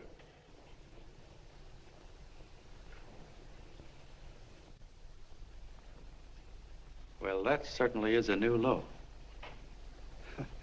I guess I've seen everything now. You sit there back of your big cigars and think of deliberately killing an idea that's made millions of people a little bit happier. An idea that's brought thousands of them here from all over the country, by bus and by freight and jalopies and on foot, so they could pass on to each other their own simple little experiences. Why, look, I'm just a mug and I know it, but I'm beginning to understand a lot of things. Why, your type's as old as history. If you can't lay your dirty fingers on a decent idea and twist it and squeeze it and stuff it into your own pocket, you slap it down. Like dogs, if you can't eat something, you bury it. Why, this is the one worthwhile thing that's come along. People are finally finding out that the guy next door isn't a bad egg. That's simple, isn't it? And yet a thing like that's got a chance of spreading till it touches every last doggone human being in the world, and you talk about killing it. Why, when this fire dies down, what's going to be left? More misery, more hunger, and more hate. And what's to prevent that from starting all over again? Nobody knows the answer to that one, and certainly not you with those slimy, bollocksed up theories you got. The John Doe idea may be the answer, though. It may be the one thing capable of saving this cockeyed world. Yet you sit back there on your fat hulks and tell me you'll kill it if you can't use it. Well, you go ahead and try. You couldn't do it in a million years with all your radio stations and all your power. Because it's bigger than whether I'm a fake. It's bigger than your ambitions, and it's bigger than all the bracelets and fur coats in the world. You bet it is, John. And that's exactly what I'm going down there to tell those people. Wait a minute, you ungrateful rat. My uncle's been too good. He's getting away. Give me the bullet. I've always told you, D.B., you're playing with dynamite. Which way? All right, now, get away. Before he gets through tonight, he'll ruin us all. I'll stop him cold. Don't worry, I've been ready for this. John! Oh, John, please listen to me. Please, I can explain everything, John. I didn't know what they were going to do. Let me go with you, John. John, please. Go ahead, driver. Full park. Explain it to you, John. Please let me go with you. Please. John! Mr. Martin wants to see you. Listen to me, Mayor Lovett. You do as I say. I want them both arrested. You tell the police department to pick up Cannell. I've got the girl here. I've got the bullet. I don't care what you charge him with. If you're worried, let him go in the morning, but keep him in jail overnight. Hello, Bulletin. Put what wire on.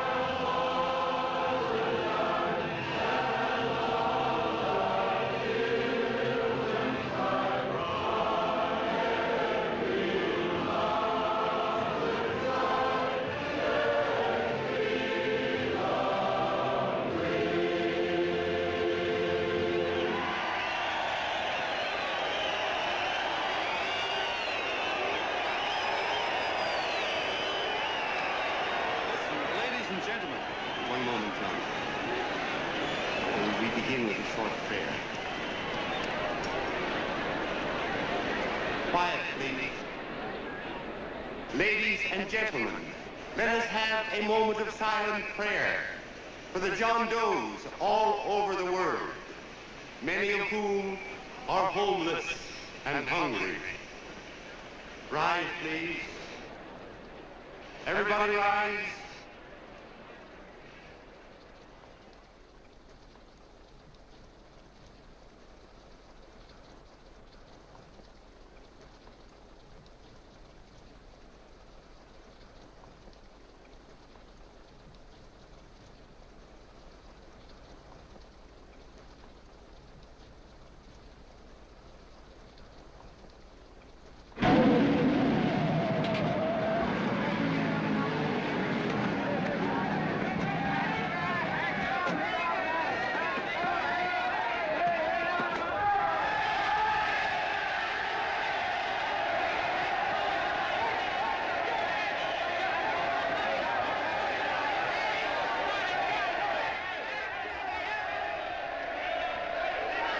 Newsboys. Hundreds of yelling newsboys are swarming into the park like locusts. They're yelling John Doe's a fake. Fake.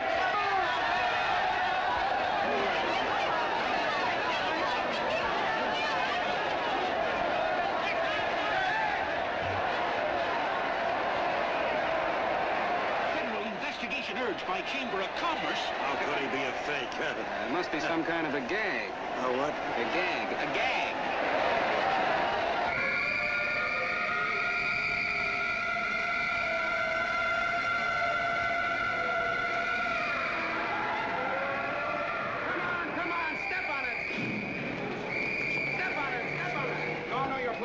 so let's get going. Wait for the face. Hey, miss, will you autograph my balloon? Sure.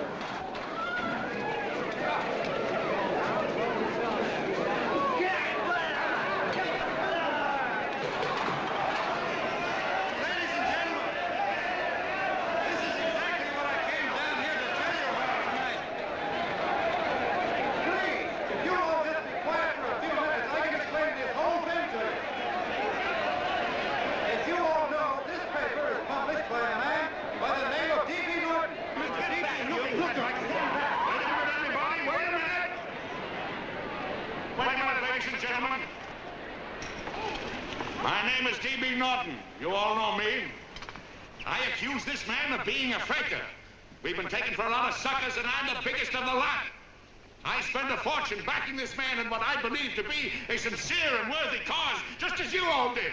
And now I find out it's nothing but a cheap racket cooked up by him and 2 of my employees for the sole purpose of collecting dues from John Does all over the country. That's a lie. It's not a lie. Nickels and dimes to stuff into their own pockets. You can read all about it in the newspapers there. That's a lie. Listen, Let Jim, go don't of me. believe what... This man had no intention of jumping off the top of a building. He was paid to say so. Do you deny that? That's got nothing to do with it. Were you paid for it or weren't you? Yes, I was paid, but there And happened... what about the suicide note? You didn't write that either. What difference Did you write it or didn't you? No, I didn't write it. Now, you bet your life you didn't. You look in your papers, ladies and gentlemen, and you'll find Miss Nixon's signed confession that she was the one who wrote it. Listen, folks, it's a fact that I didn't write the letter. There, you see, he admits it. You're a fake John Doe. For what you have done to all these good people, they ought to run you out of the country. And I hope they do it.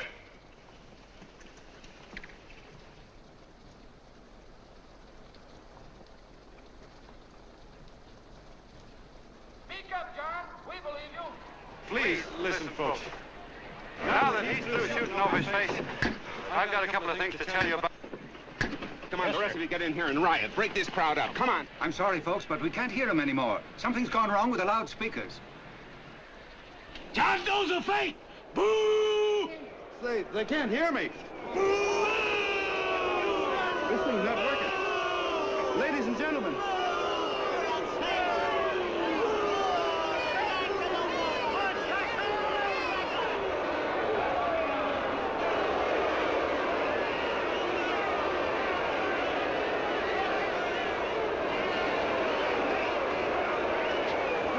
This thing's bigger than whether I'm a fake. Look, Kurt, you believe me, don't you? Sure. I believe you. Walking my legs off, digging up 5,000 signatures for a phony. Well, there you are, Mr. Doe. 5,000 names asking you not to jump off any roof. It makes no difference, Bert. The idea's still good. We don't have to give up our club. Yeah, well, you can have it. They're starting to throw things. Somebody's going to get hurt. I'm afraid it'll be John Doe. Listen to that mob. I'm gonna go to him. All right, lady. Get what you ought to. Let me go. I want to go to him. Oh, please. Please let me go. They're crucifying him. I can help him. Sorry, sister, we got orders to hold. Orders from who? Can't you see it's a framer? And oh, mother, they won't let me go. They won't let me go. Listen, folks.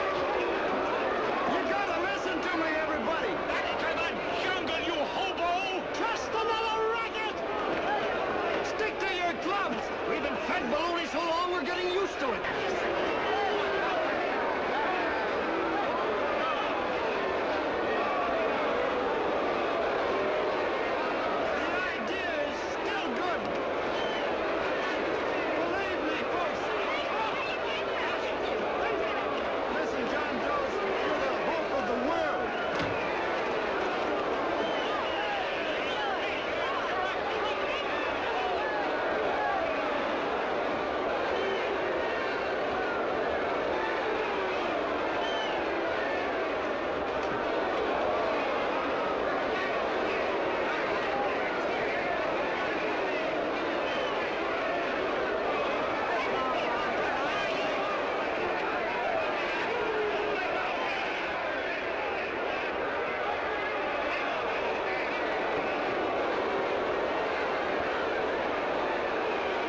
Finally managed to get him out of the park.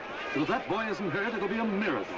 Ladies and gentlemen, this certainly looks like the end of the John Doe movement. Well, boys, you can chalk up another one to the Pontius Pilates.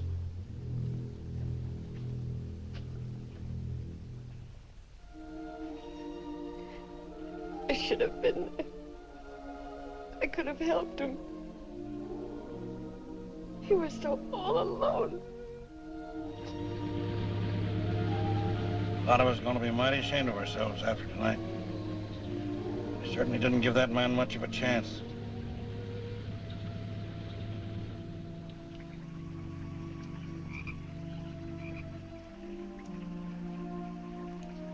Have some more coffee, Long John? No thanks, Carl.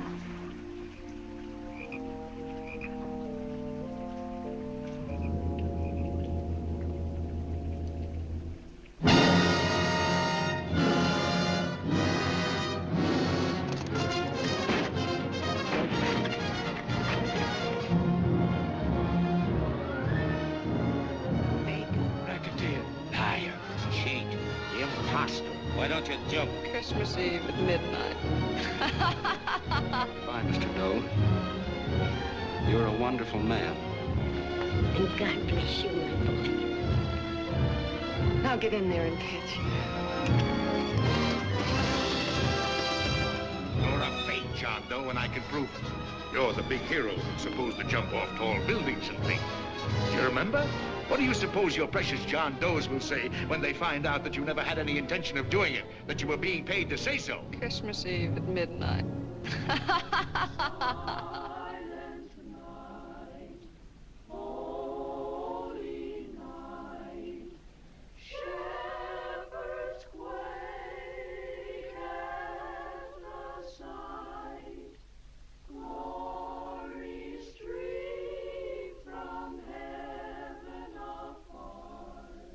Merry Christmas, son.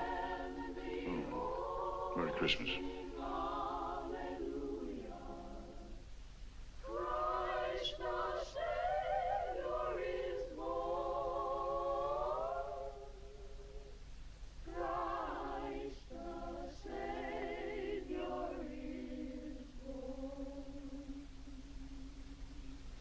Thank you, sir.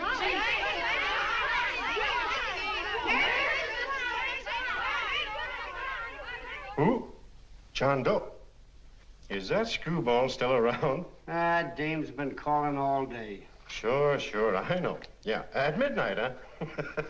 Okay, lady. We'll have the place surrounded with nets. They're laughing at me.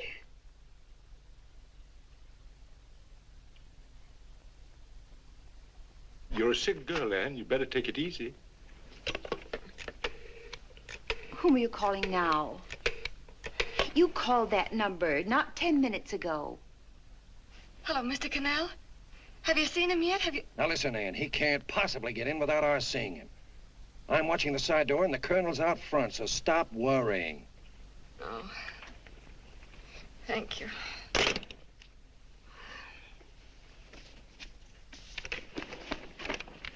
What, Ann? Anne, don't be foolish.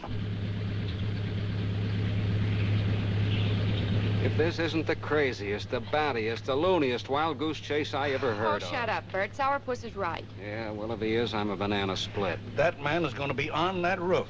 Don't ask me how I know. I just know, and you know it as well as I do. Sure. I'd like to believe in fairy tales, but a guy that's a fake isn't going to jump off any roof. I don't think he was any fake, not with that face. And anyway, what he stood for wasn't a fake. Okay, honey, okay.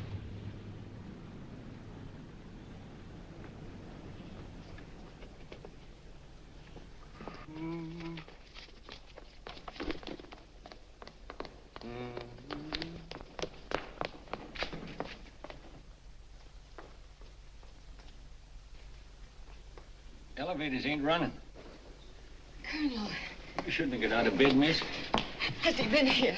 No. Have you seen him? I ain't seen him for a week. Where's Cannell? He's watching the other door. Oh, gee, you're swell. Oh. No sense in going up there. I've been here for hours. He ain't here. Let me go, will you? Now, that's crazy. It's 14 floors.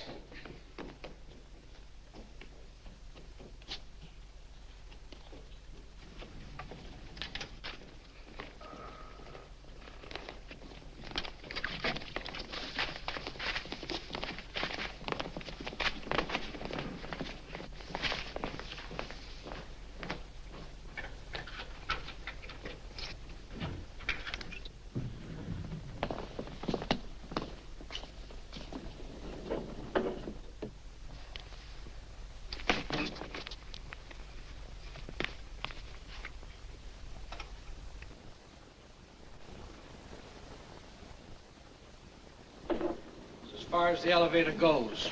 We gotta walk up to the tower.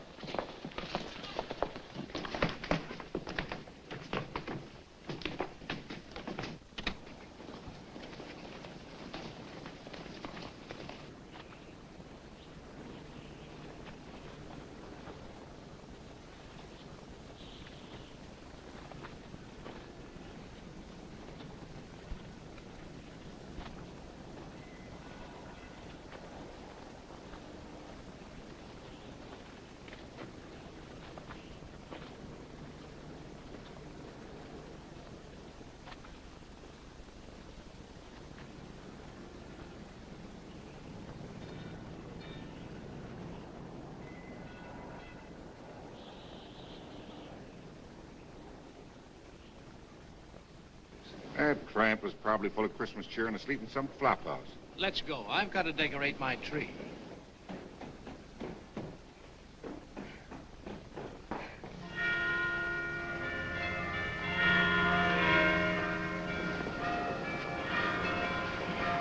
Well, I give up.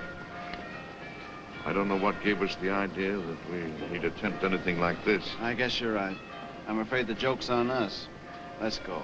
I hope nobody finds out we've been here.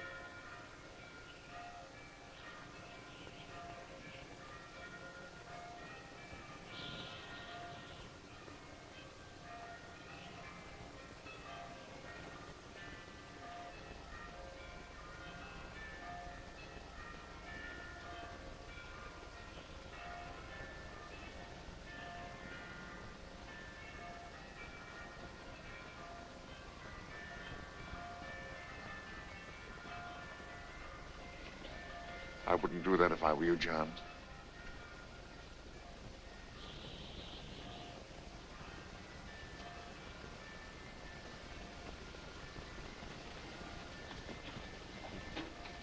It'll do you no good. The mayor has policemen downstairs with instructions to remove all marks of identification you may have on your person. You'll be buried in Potter's Field and you will have accomplished nothing.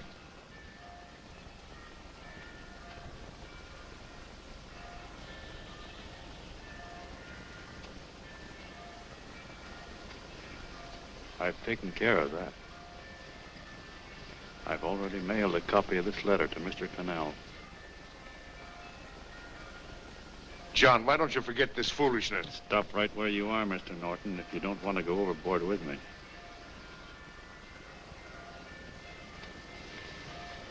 I'm glad you gentlemen are here. You killed the John Doe movement, all right. But you're going to see it born all over again.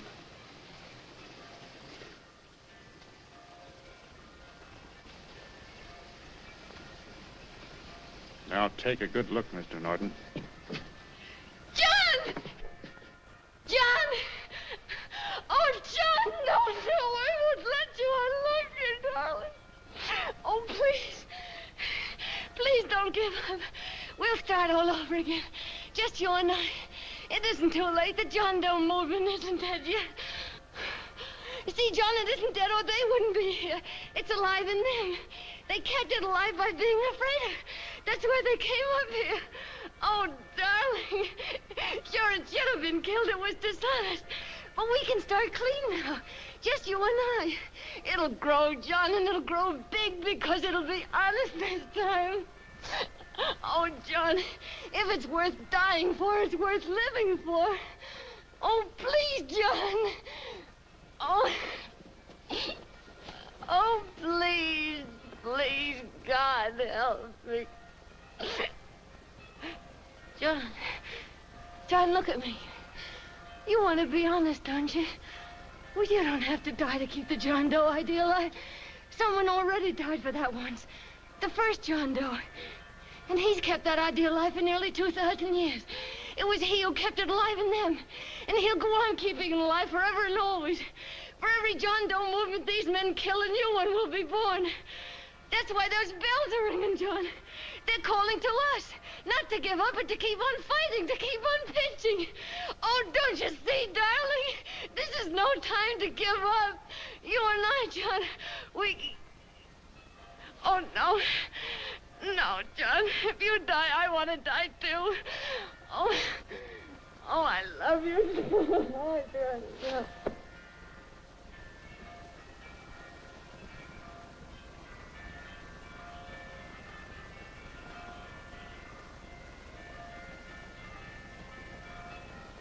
Mr. Doe, you don't have to... We're with you, Mr. Doe. We just lost our heads and acted like a mob. What Bert's trying to say is that we need you, Mr. Doe. There were a lot of us that didn't believe what that man said. We were going to start up our John Doe Club again, whether we saw you or not, weren't we, Bert? And there were a lot of others that were going to do the same thing. Well, Mr. Sarpus even got a letter from his cousin in Toledo. I got it right here, Mr. Doe. Only it'd be a lot easier with you. Please. Please come with us, Mr. Doe.